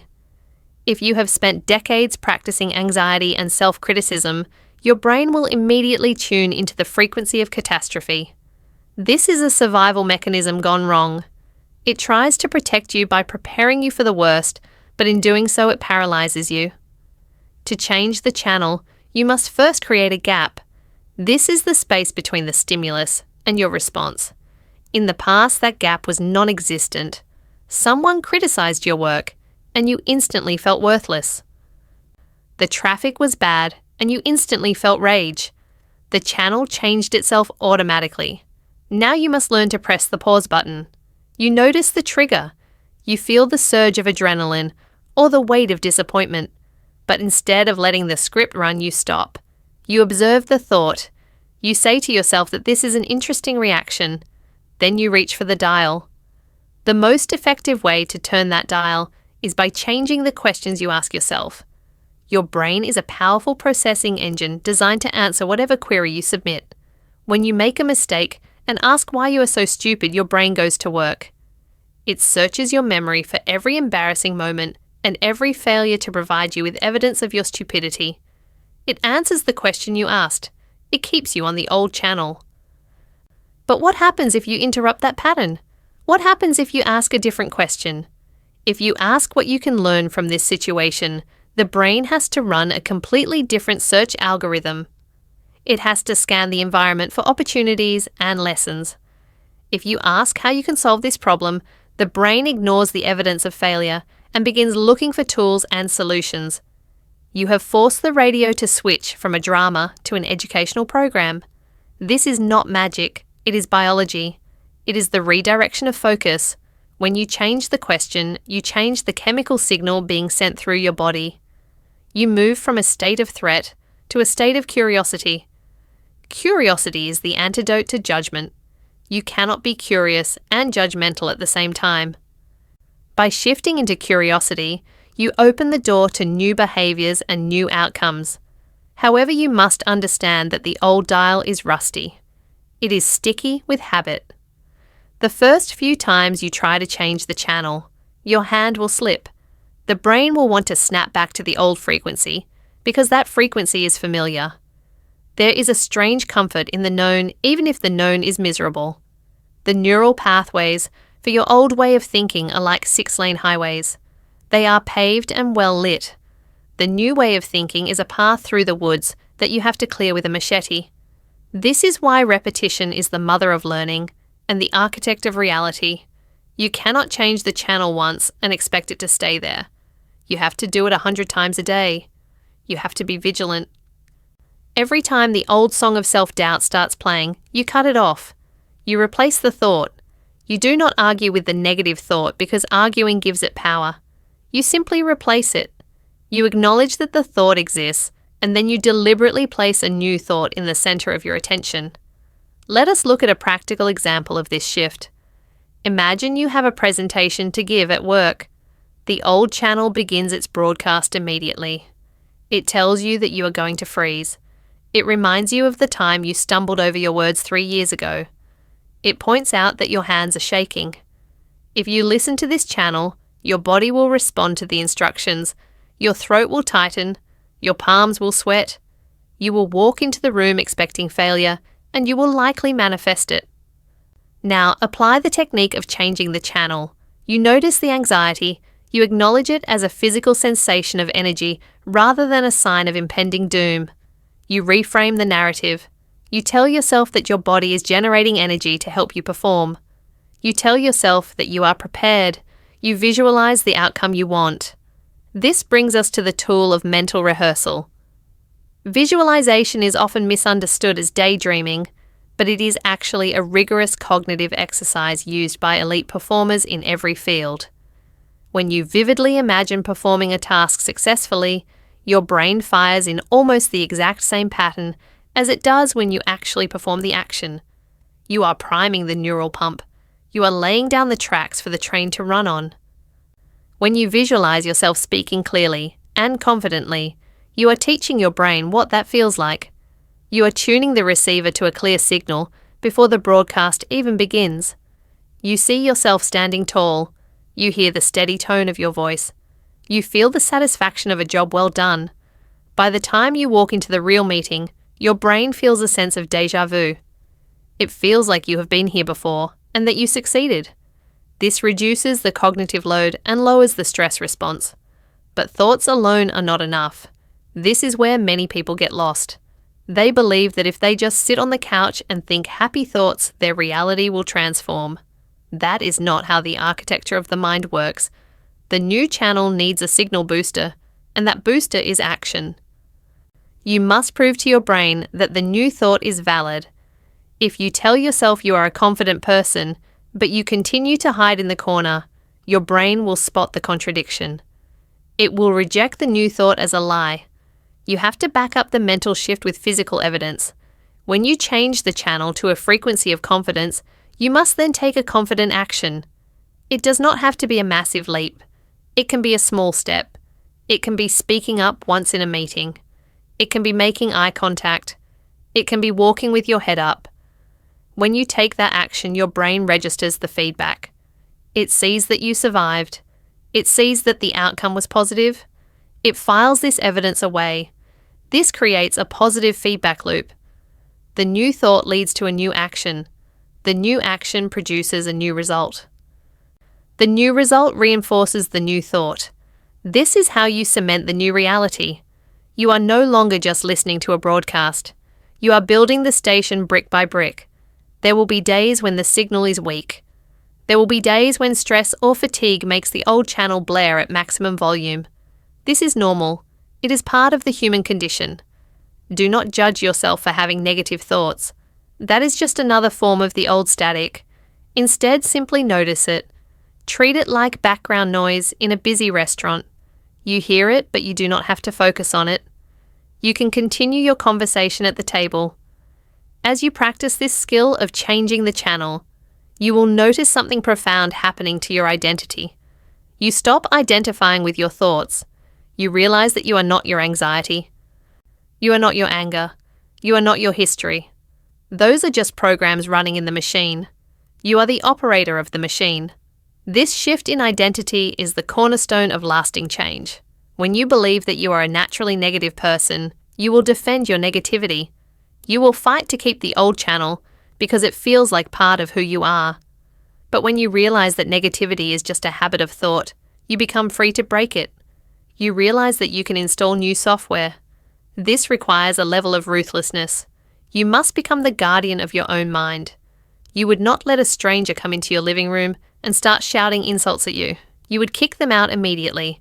Yet we let our own internal narrator do this all day long. You must develop zero tolerance for self-abuse. When the voice says you are not good enough, you must cut the feed. You must demand better production value from your own mind. Think of your mind as a garden. For years you have let weeds grow unchecked. You have watered them with repetition and fertilized them with emotion. Now you are looking at a jungle of thorns. Changing the channel is the act of planting seeds. At first the new flowers are tiny and fragile. They can easily be choked out by the old weeds. You have to protect them. You have to water them with attention. You have to pull the weeds day after day. It is hard work. It is invisible work. No one else sees you doing it. They only see the results. They see that you are calmer. They see that you are more resilient. They see that you take risks you used to avoid. They might tell you that you are lucky or that you have changed. They do not see the thousands of times you had to manually reach for the dial and tune out the static. This process transforms your perception of the world. You begin to see that reality is not fixed. It is malleable. It is shaped by the lens through which you view it. Two people can experience the exact same event. One sees a tragedy and the other sees a turning point. The event is objective. The reality is subjective. The reality is determined by the channel they are watching. By taking control of your inner dialogue, you are taking control of your life. You are deciding what meaning to assign to events. You are deciding how to interpret the actions of others. You are deciding who you are going to be in the next moment. The power is in the present. You cannot change the broadcast of yesterday. That signal has already faded. You cannot fully control the broadcast of tomorrow. That signal has not been sent yet. But right now, in this second, you have the remote in your hand. You can listen to the noise of the past, or you can tune into the frequency of your potential. The static is breaking. The signal is clearing. The music is changing. It is time to listen to something new. It is time to broadcast the reality you choose rather than the one you were given. This is the work of your life, and it begins with the next thought you choose to think. Chapter 8, The Rehearsal Room. You have now arrived at a space within your mind that functions unlike any other. We have spent time clearing the static and understanding the editor in your head. We have looked at how your history wrote the script you are currently reciting. Now we step into the most powerful facility your brain possesses. We call this the rehearsal room. This is where the transition from thought to reality begins in earnest. Up until now, we have discussed how to stop the negative noise. That is defensive work. It is essential maintenance, but you cannot build a new life solely by preventing the old one from crashing down. You must construct the new architecture. The rehearsal room is where the blueprints are tested before a single brick is laid in the physical world. To understand the power of this room, you must first accept a biological fact about your brain. It creates very little distinction between a vivid memory, a current physical experience, and a vividly imagined future. To your neural pathways, the chemical signature is nearly identical. When you remember a stressful argument from 10 years ago, your heart rate might rise and your palms might sweat. The event is not happening now. The person you argued with might not even be part of your life anymore. Yet your body responds as if the threat is present in the room. This is your brain running a simulation. It is replaying a recording so vividly that your biology gets tricked. Now flip that mechanism forward. If you can stress your body by remembering the past, you can also prime your body by rehearsing the future. This is not magic and it is not mystical. It is the mechanics of the nervous system. Consider the simple act of eating a lemon. If you close your eyes right now and vividly imagine holding a bright yellow lemon in your hand, you can feel the texture of the rind. You can visualize slicing it open. You can see the juice glistening. If you imagine bringing that slice to your mouth and biting down into the sour pulp, your salivary glands will likely activate. You might feel a tingle in your jaw. There is no lemon. There is no juice. There is only a thought. But that thought was translated into a physical response by your brain. This is the foundational principle of the rehearsal room. Your nervous system acts on the information you feed it, whether that information comes from your eyes or your imagination. Most people are already masters of visualization, but they use this power in reverse. This is what we call worry. Worry is simply the mental rehearsal of the worst-case scenario. When you lie in bed at night, imagining a presentation going wrong or a conversation turning into an argument, you are practicing for failure. You are visualizing the stutter. You are feeling the embarrassment. You are rehearsing the anger. Your brain registers this as a trial run. It lays down the neural pathway for that specific emotional reaction so that when the event actually occurs, your brain says, I know this road. We have traveled it 1,000 times, and it guides you effortlessly into the very failure you feared. The goal of the rehearsal room is to take control of this simulation engine and stop using it to practice disaster. You must start using it to practice competence. This technique has been used for decades by elite athletes, musicians, and surgeons.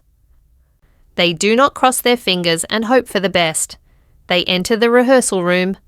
A sprinter does not just run on the track. In the quiet of their mind, they visualize the race. They feel the texture of the track beneath their spikes. They hear the sound of the starting gun. They feel the explosion of power in their legs. They visualize every stride and every breath. Studies have shown that this mental practice activates the same motor cortex regions as the physical action. The signal is sent from the brain down the spinal cord. It stops just short of moving the muscles. But the pathway is strengthened. The groove is deepened. When the real race begins, the athlete is not doing it for the first time. They have run this race hundreds of times in the rehearsal room. However, there is a critical distinction we must make. This is where many people get lost. There is a massive difference between mental rehearsal and fantasy. Fantasy is passive. It is a form of escape. In a fantasy, you imagine yourself standing on the podium, holding the trophy and hearing the applause. You skip the struggle and go straight to the reward. This can actually be counterproductive. When you fantasize about the result, your brain gets a premature hit of dopamine. It feels the satisfaction of the win without having done the work. This can drain your motivation because chemically, your brain feels like it has already achieved the goal. It relaxes. Mental rehearsal is different. It is active. It is work. In the rehearsal room, you do not just imagine the trophy. You imagine the sweat. You imagine the difficult moments. You visualize the obstacles you will face and you watch yourself overcoming them. You rehearse the process, not just the outcome. If you are preparing for a difficult conversation with a family member, fantasy would be imagining them instantly agreeing with you and hugging you. That is unlikely to happen, and it leaves you unprepared for reality. Rehearsal is imagining them reacting poorly. It is visualizing their resistance. But then it is visualizing yourself staying calm. It is rehearsing your breathing.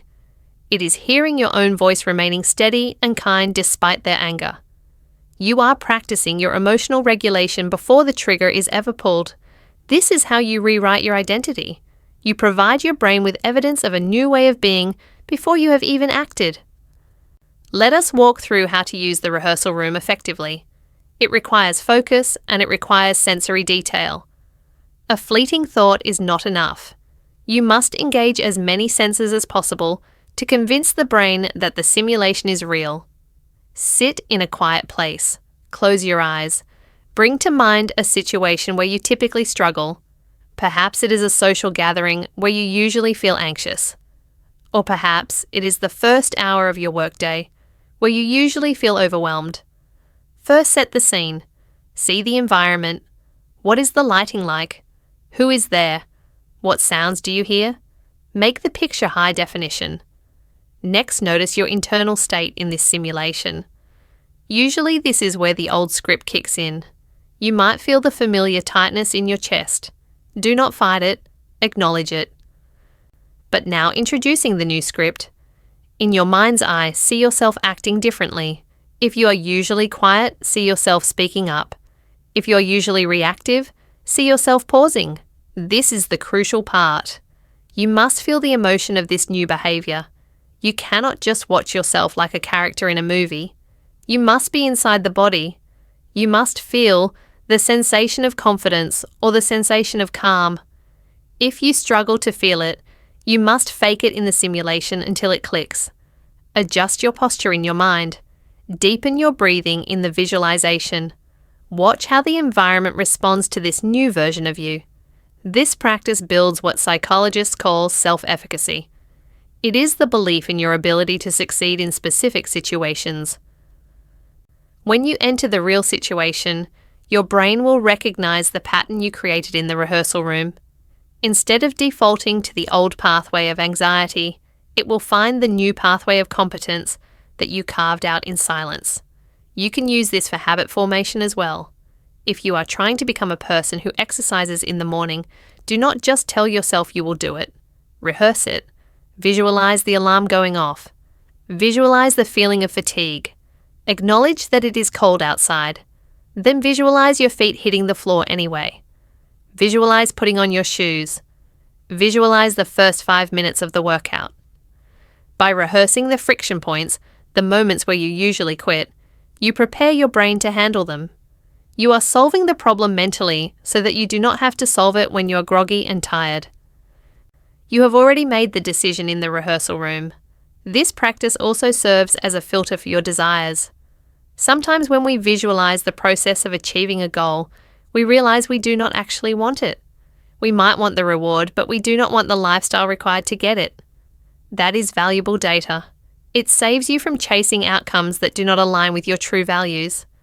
But when you visualize the effort and it feels right, when the difficulty feels worth it, then you know you are on the right path. The rehearsal room is also where you change your self-image. We spoke earlier about identity-based thinking. If you believe you are a disorganized person, you will act in disorganized ways. You can use visualization to try on a new identity. Imagine yourself moving through your day as a highly organized person. How does that version of you walk? How does that version of you organize a desk? How does that version of you respond to a lost email? By trying on this identity in the safety of your mind, you make it less threatening to your ego. You begin to see that it is possible. You bridge the gap between who you are and who you want to be. It is important to understand that this is not about perfection. Your visualizations do not need to be flawless. In fact, it is better if they are realistic. If you visualize yourself making a mistake and then correcting it calmly, that is more powerful than visualizing a perfect performance. It teaches resilience. It teaches your brain that a mistake is not the end of the world. It is simply a plot twist that you are equipped to handle. Consistency is key here. One session in the rehearsal room will not rewrite 30 years of habits. It is like physical exercise. One workout does not change your body, but consistent daily practice changes everything. Spend 5 minutes every morning in the rehearsal room. Preview your day.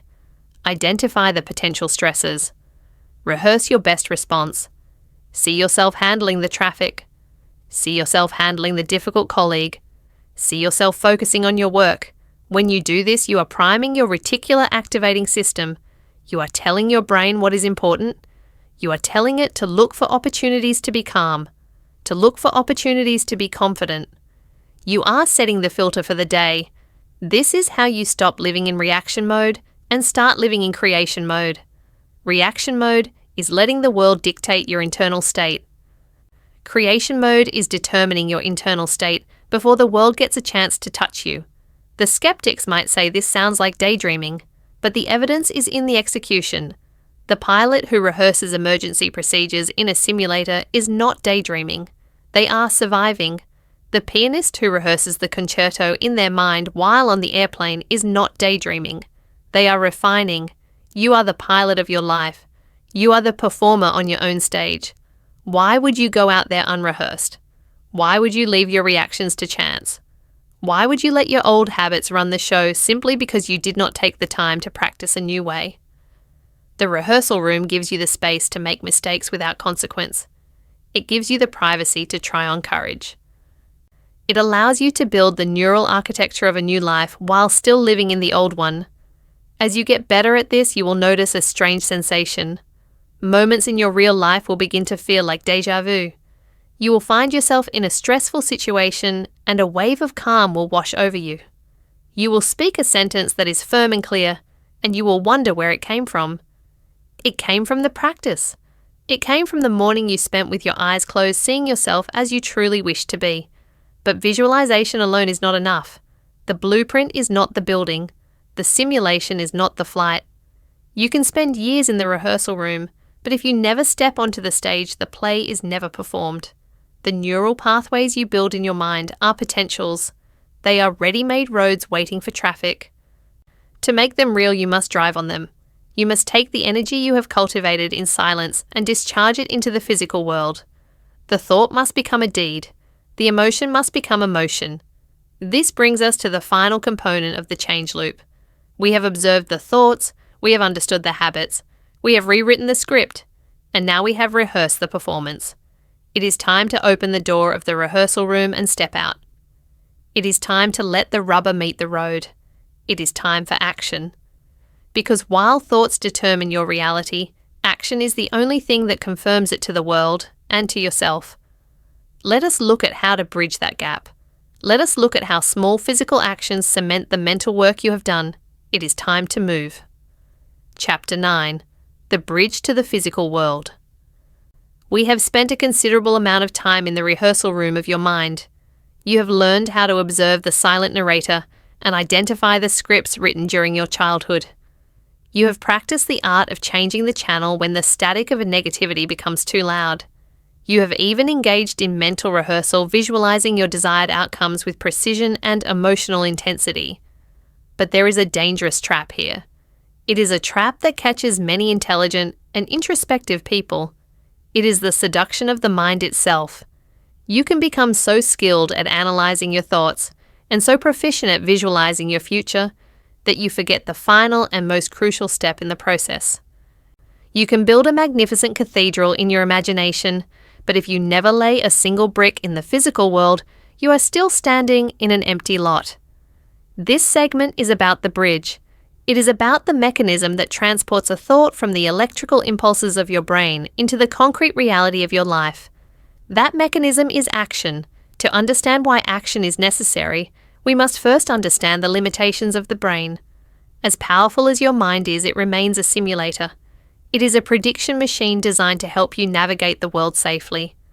When you visualize a new reality, your brain enjoys the chemical release of that fantasy. It releases dopamine when you imagine yourself crossing the finish line or signing the contract. But deep down in the ancient survival centers of your nervous system, your brain knows the difference between a simulation and reality.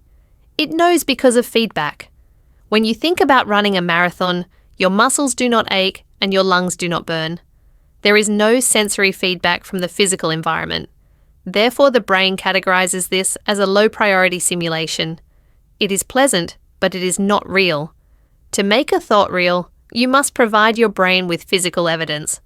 You must prove to yourself that the new identity you have been rehearsing is not just a fantasy. This is where the concept of action as a bridge comes into play. Many people view action simply as a means to an end. They think they take action solely to get a result. You go to the gym to get muscles. You write the words to finish the book. While this is true on a surface level, it misses the deeper psychological purpose of action. Action is a signaling mechanism. It is how you communicate with your subconscious mind. When you take a physical action, you are sending a powerful message back to your own brain. You are saying that this thought is important enough to expend energy on. You are saying that this new belief is valid. Consider the dynamic of belief and behavior. Most people believe that they need to feel confident before they can take action. They wait for the feeling of courage to arrive. They wait for the doubt to disappear. They sit in the rehearsal room of the mind, waiting for the perfect emotional state to trigger the movement. This is a misunderstanding of how human psychology works. The loop actually runs in the opposite direction. Action generates feeling. Behavior shapes belief. When you take action despite feeling fear, you generate courage. When you take action despite feeling uncertain, you generate confidence. The action itself provides the evidence that changes your internal state. Let us look at this through the lens of the identity we discussed in earlier chapters. If you have a deep-seated belief that you are a procrastinator, no amount of positive thinking will fully erase that belief. You can stand in front of a mirror and recite affirmations for hours. You can tell yourself you are productive. You can visualize yourself working hard. But if you spend the rest of the day sitting on the couch scrolling through your phone, your brain will reject the affirmation. Your brain is rational. It looks at the evidence. It sees you on the couch and it says you are lying to yourself. The belief remains unchanged because the physical evidence supports the old identity. However, the moment you take a small physical action, you create a conflict in that old narrative. If you sit down and write for just 10 minutes, you have created an undeniable piece of evidence. You have acted like a writer. Your brain observes this behavior. It has to reconcile the action with the belief. It sees you writing. It begins to adjust the script. It says perhaps we are not a procrastinator after all. Look at what we are doing. This is how you cross the bridge from the mental to the physical. You do not wait for the mind to be perfect. You use the body to lead the mind. This brings us to the concept of the feedback loop. In the physical world, every action generates a reaction. This is basic physics, but it is also basic psychology. When you act, the world gives you feedback. Sometimes that feedback is success, and sometimes it is failure. But both form the raw material of reality. When you keep your ideas inside your head, they remain pure and perfect. They are never tested. They never face the friction of the real world. This feels safe. It protects the ego. If you never write the book, it can never be criticized. If you never start the business, it can never fail. But this safety is a prison. By avoiding the friction of reality, you also avoid the validation of reality. You deny yourself the competence that comes from engaging with the world. Think of the bridge between thought and reality as a muscle. The more you cross it, the stronger it becomes. The first time you try to turn a new thought into action, it will feel difficult. The resistance will be high. This is natural. Your brain is trying to conserve energy. It prefers the known path of your old habits. It will give you 1,000 reasons to wait until tomorrow.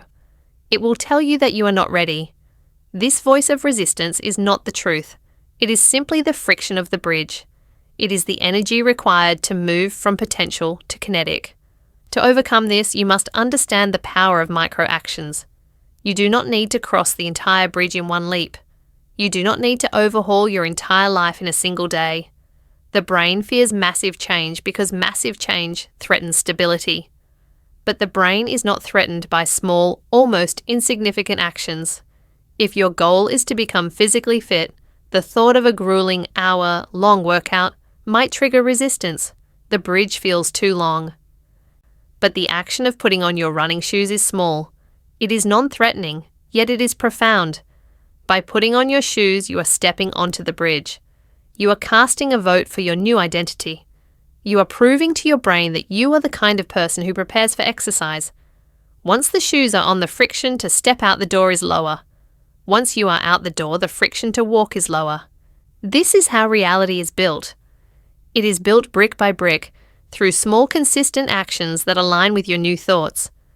We must also address the misunderstanding of how thoughts influence the world. There is a popular notion that thoughts alone have a magnetic power that they can attract material things to you without physical effort. This is a comforting idea, but it is incomplete. Thoughts do not magnetize the world. Thoughts magnetize you. Your thoughts change your perception. They change what you notice. They change how you interpret events. They change your emotional baseline. But it is your feet and your hands and your voice that move the objects of the world. If you visualize a new career, your reticular activating system will begin to notice opportunities you previously ignored. You might see a job posting or hear a conversation that is relevant. That is the power of the mind. But the mind cannot send the resume. The mind cannot shake the hand. The mind cannot do the work. You must walk across the bridge to collect what your mind has perceived. If you stop at the perception, you are merely a spectator of your own potential. You see the door, but you do not open it. Living as the architect of your reality means accepting the responsibility of the builder. An architect draws the blueprints. They exist on paper. They are perfect and symmetrical, but a blueprint is not a house. To make it a house, you need the friction of labor. You need to dig the foundation. This process of turning thought into action also serves as a filter. It purifies your desires. Sometimes we think we want something, but when we begin the work required to achieve it, we realize we do not actually want it. We like the idea of the result, but we did not like the reality of the process. This is valuable data. It saves you from spending your life chasing a fantasy that does not align with your true self. Action reveals the truth. Thought can lie, but behavior rarely does. As you begin to practice this, you will notice a shift in your internal dialogue. The silent narrator we spoke of in Chapter 1 will begin to change its tone. It will become less critical and more supportive. This happens because you are giving it less fuel for criticism. When you say you will do something and then you do not do it, your inner critic has ammunition. It can accurately call you unreliable. It can call you a dreamer. But when you say you will do something and you execute even in a small way, you disarm the critic. You are building a reputation with yourself. This is the essence of self-trust. Self-trust is not an abstract concept. It is a record of your past behavior. It is the statistical probability that you will follow through on your own intentions. Every time you cross the bridge from thought to action, you increase that probability. You tell your brain that your word is law. When you reach a state where your thought and your action are aligned, you enter a state of flow. There is no longer a battle between what you know you should do and what you actually do. The barrier between the inner world and the outer world dissolves. Your life becomes a direct expression of your values.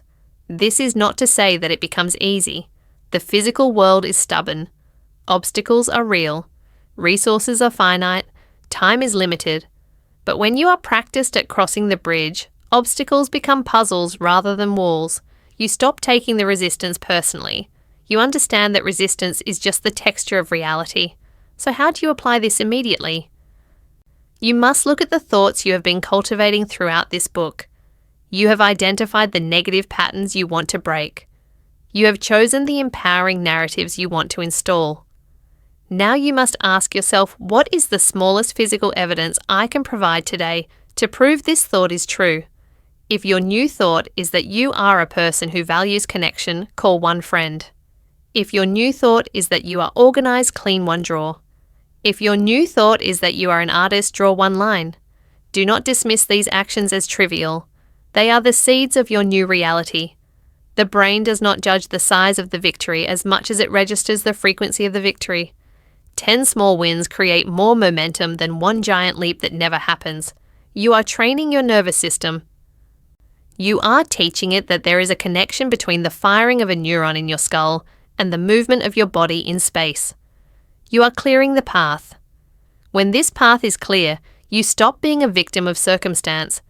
You stop being a passive observer. You become a force.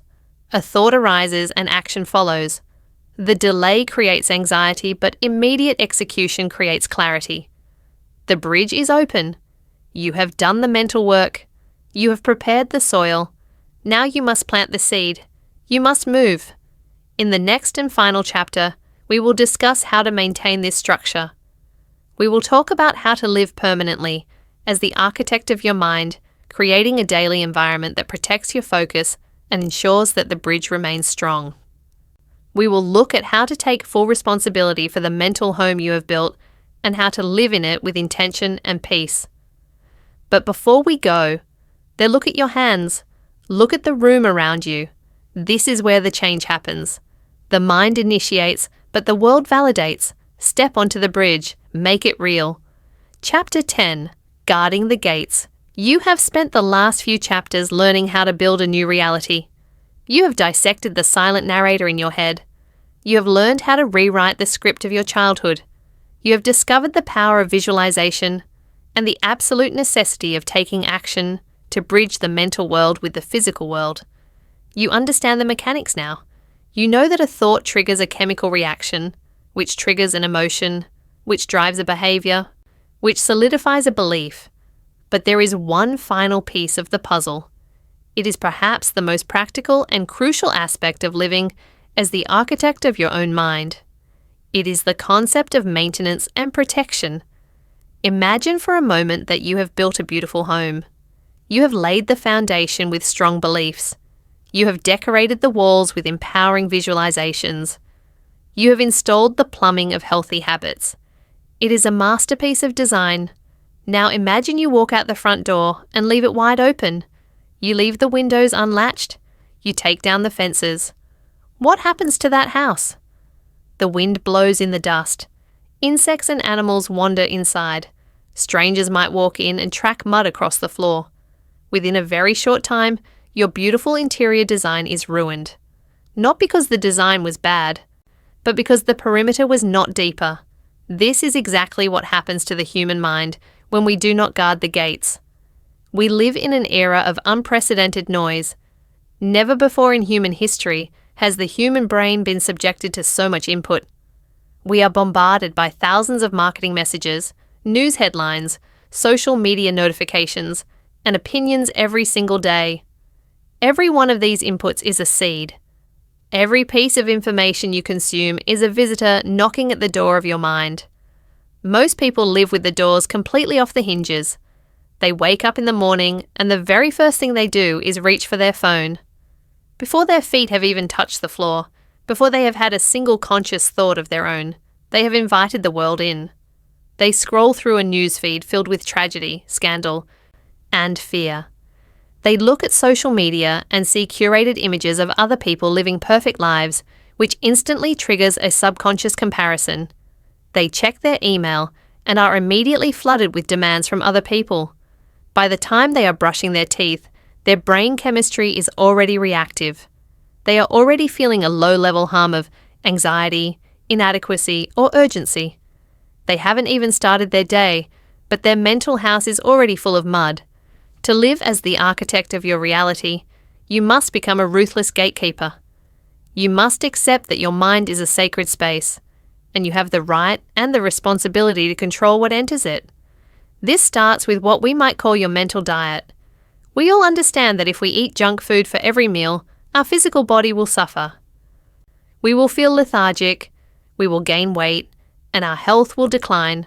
We accept this as a biological fact, yet we rarely apply the same logic to our minds. If you consume junk information, you will have junk thoughts. If you consume fear, you will produce anxiety. If you consume outrage, you will produce anger. The brain is an association machine. It connects inputs to outputs. If you spend 3 hours a day watching 24-hour news cycles that focus exclusively on what is going wrong in the world, you are training your reticular activating system to scan for danger. You are telling your brain that the world is hostile, unsafe, and chaotic. Your brain, doing its job to protect you, will then filter your reality to prove you right. You will walk down the street and notice the frowning faces instead of the smiling ones. You will spot the problems at work instead of the opportunities. You will interpret a neutral comment from a spouse as an attack. You are not doing this on purpose. You are doing it because you fed your brain a diet of conflict, and now it is projecting conflict onto your reality. Guarding the gates means curating your input. It means being intentional about the media you consume. It asks you to pause and question the source of the information entering your ears and eyes. Is this helping me build the life I want? Is this empowering me? Or is this reinforcing a narrative of helplessness? This is not about burying your head in the sand or ignoring the problems of the world. It is about protecting your capacity to deal with those problems effectively. A mind paralyzed by fear and overwhelmed by noise is useless to the world. A mind that is calm, focused, and empowered is capable of finding solutions. But guarding the gates is not just about media and information. It is also about people. There is a concept in psychology known as emotional contagion. It is the phenomenon where we mimic the emotions and behaviors of the people around us.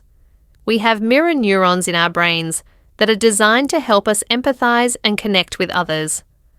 When we see someone crying, we feel sad. When we see someone laughing, we smile. This mechanism is automatic. It helped our ancestors survive by keeping the tribe cohesive. But in the modern world, it means you are biologically susceptible to the mindsets of the people you spend the most time with. If you are trying to build a reality of success, abundance, and optimism, but you spend every evening with friends who complain about their jobs, gossip about their neighbours, and dwell on how unfair life is, you are fighting an uphill battle. You are trying to plant flowers in a room filled with toxic smoke. These people are not bad people. They are simply caught in their own negative loops. But you must ask yourself if you can afford to stay in that loop with them.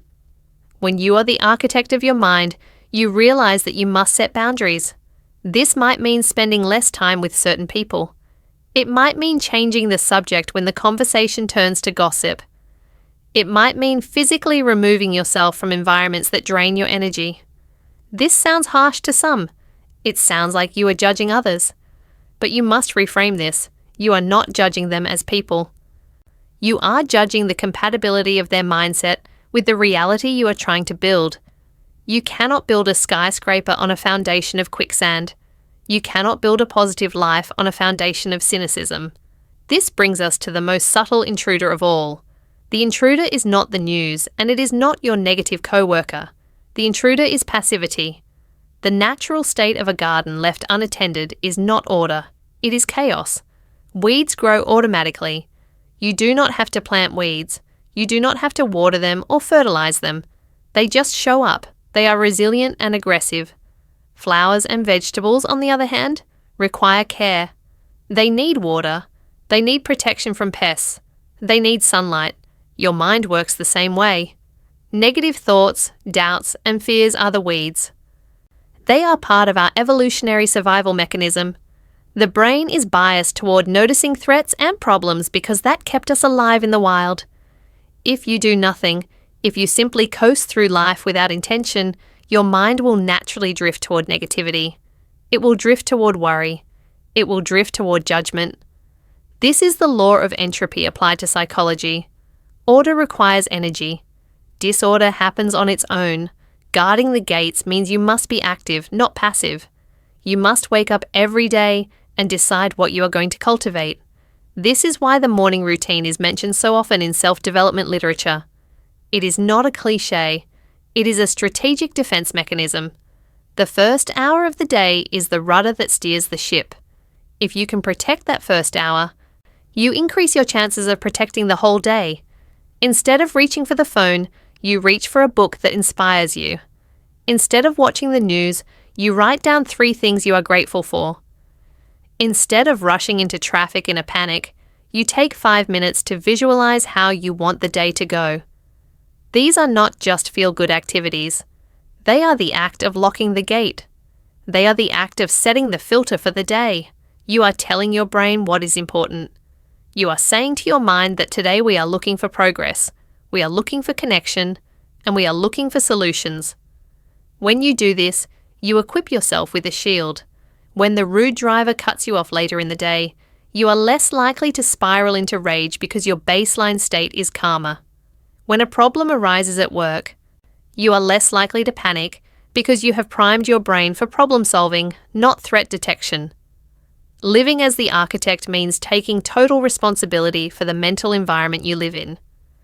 For many years, we have been taught to believe that our internal state is the result of our external circumstances. We think we are stressed because the job is stressful. We think we are angry because the traffic is bad.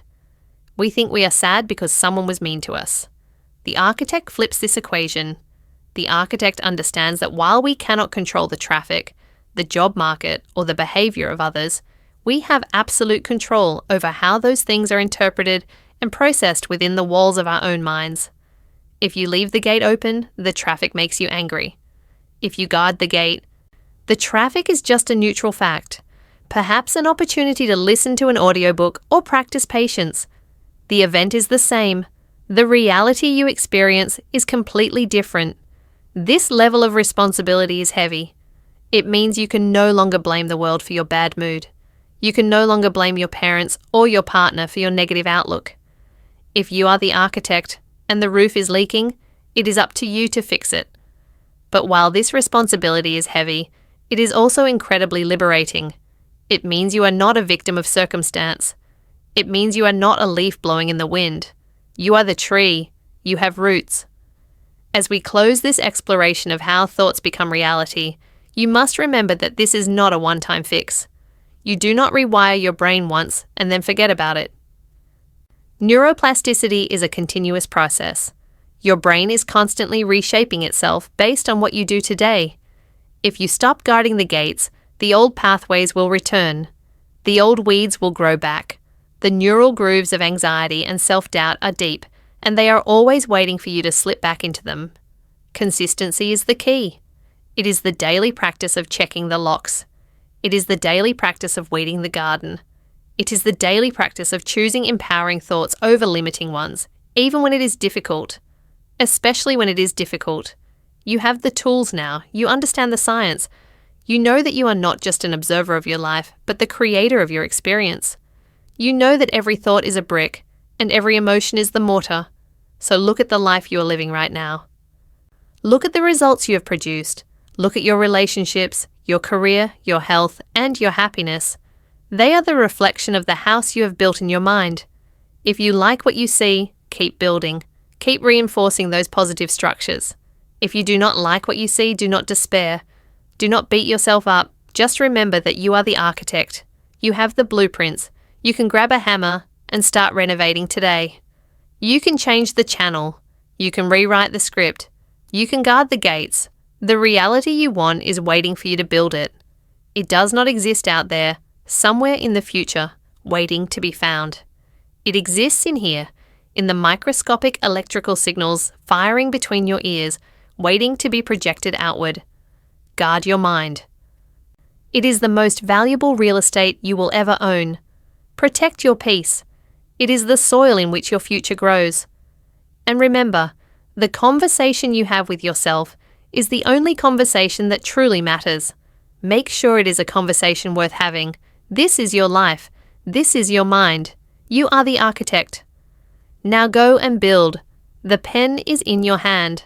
We have reached the final page of this exploration into the mechanics of your mind.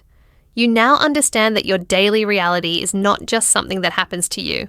It is something you actively construct through your perception, your interpretation, and your subsequent actions. The pen has always been in your hand, even if you did not realize you were holding it. This process is not about magic or wishful thinking. It is about the grounded responsibility of owning your focus. Every morning presents you with a blank page. You can choose to unconsciously scribble the same old patterns of doubt and fear, or you can deliberately script a narrative of resilience. Being the architect of your mind demands vigilance. You must protect your mental environment and choose your responses with intent. The insights you have gained here are merely tools. The actual work begins when you step back into the physical world. You are the sole author of your next chapter. Make sure it is a story you are proud to live.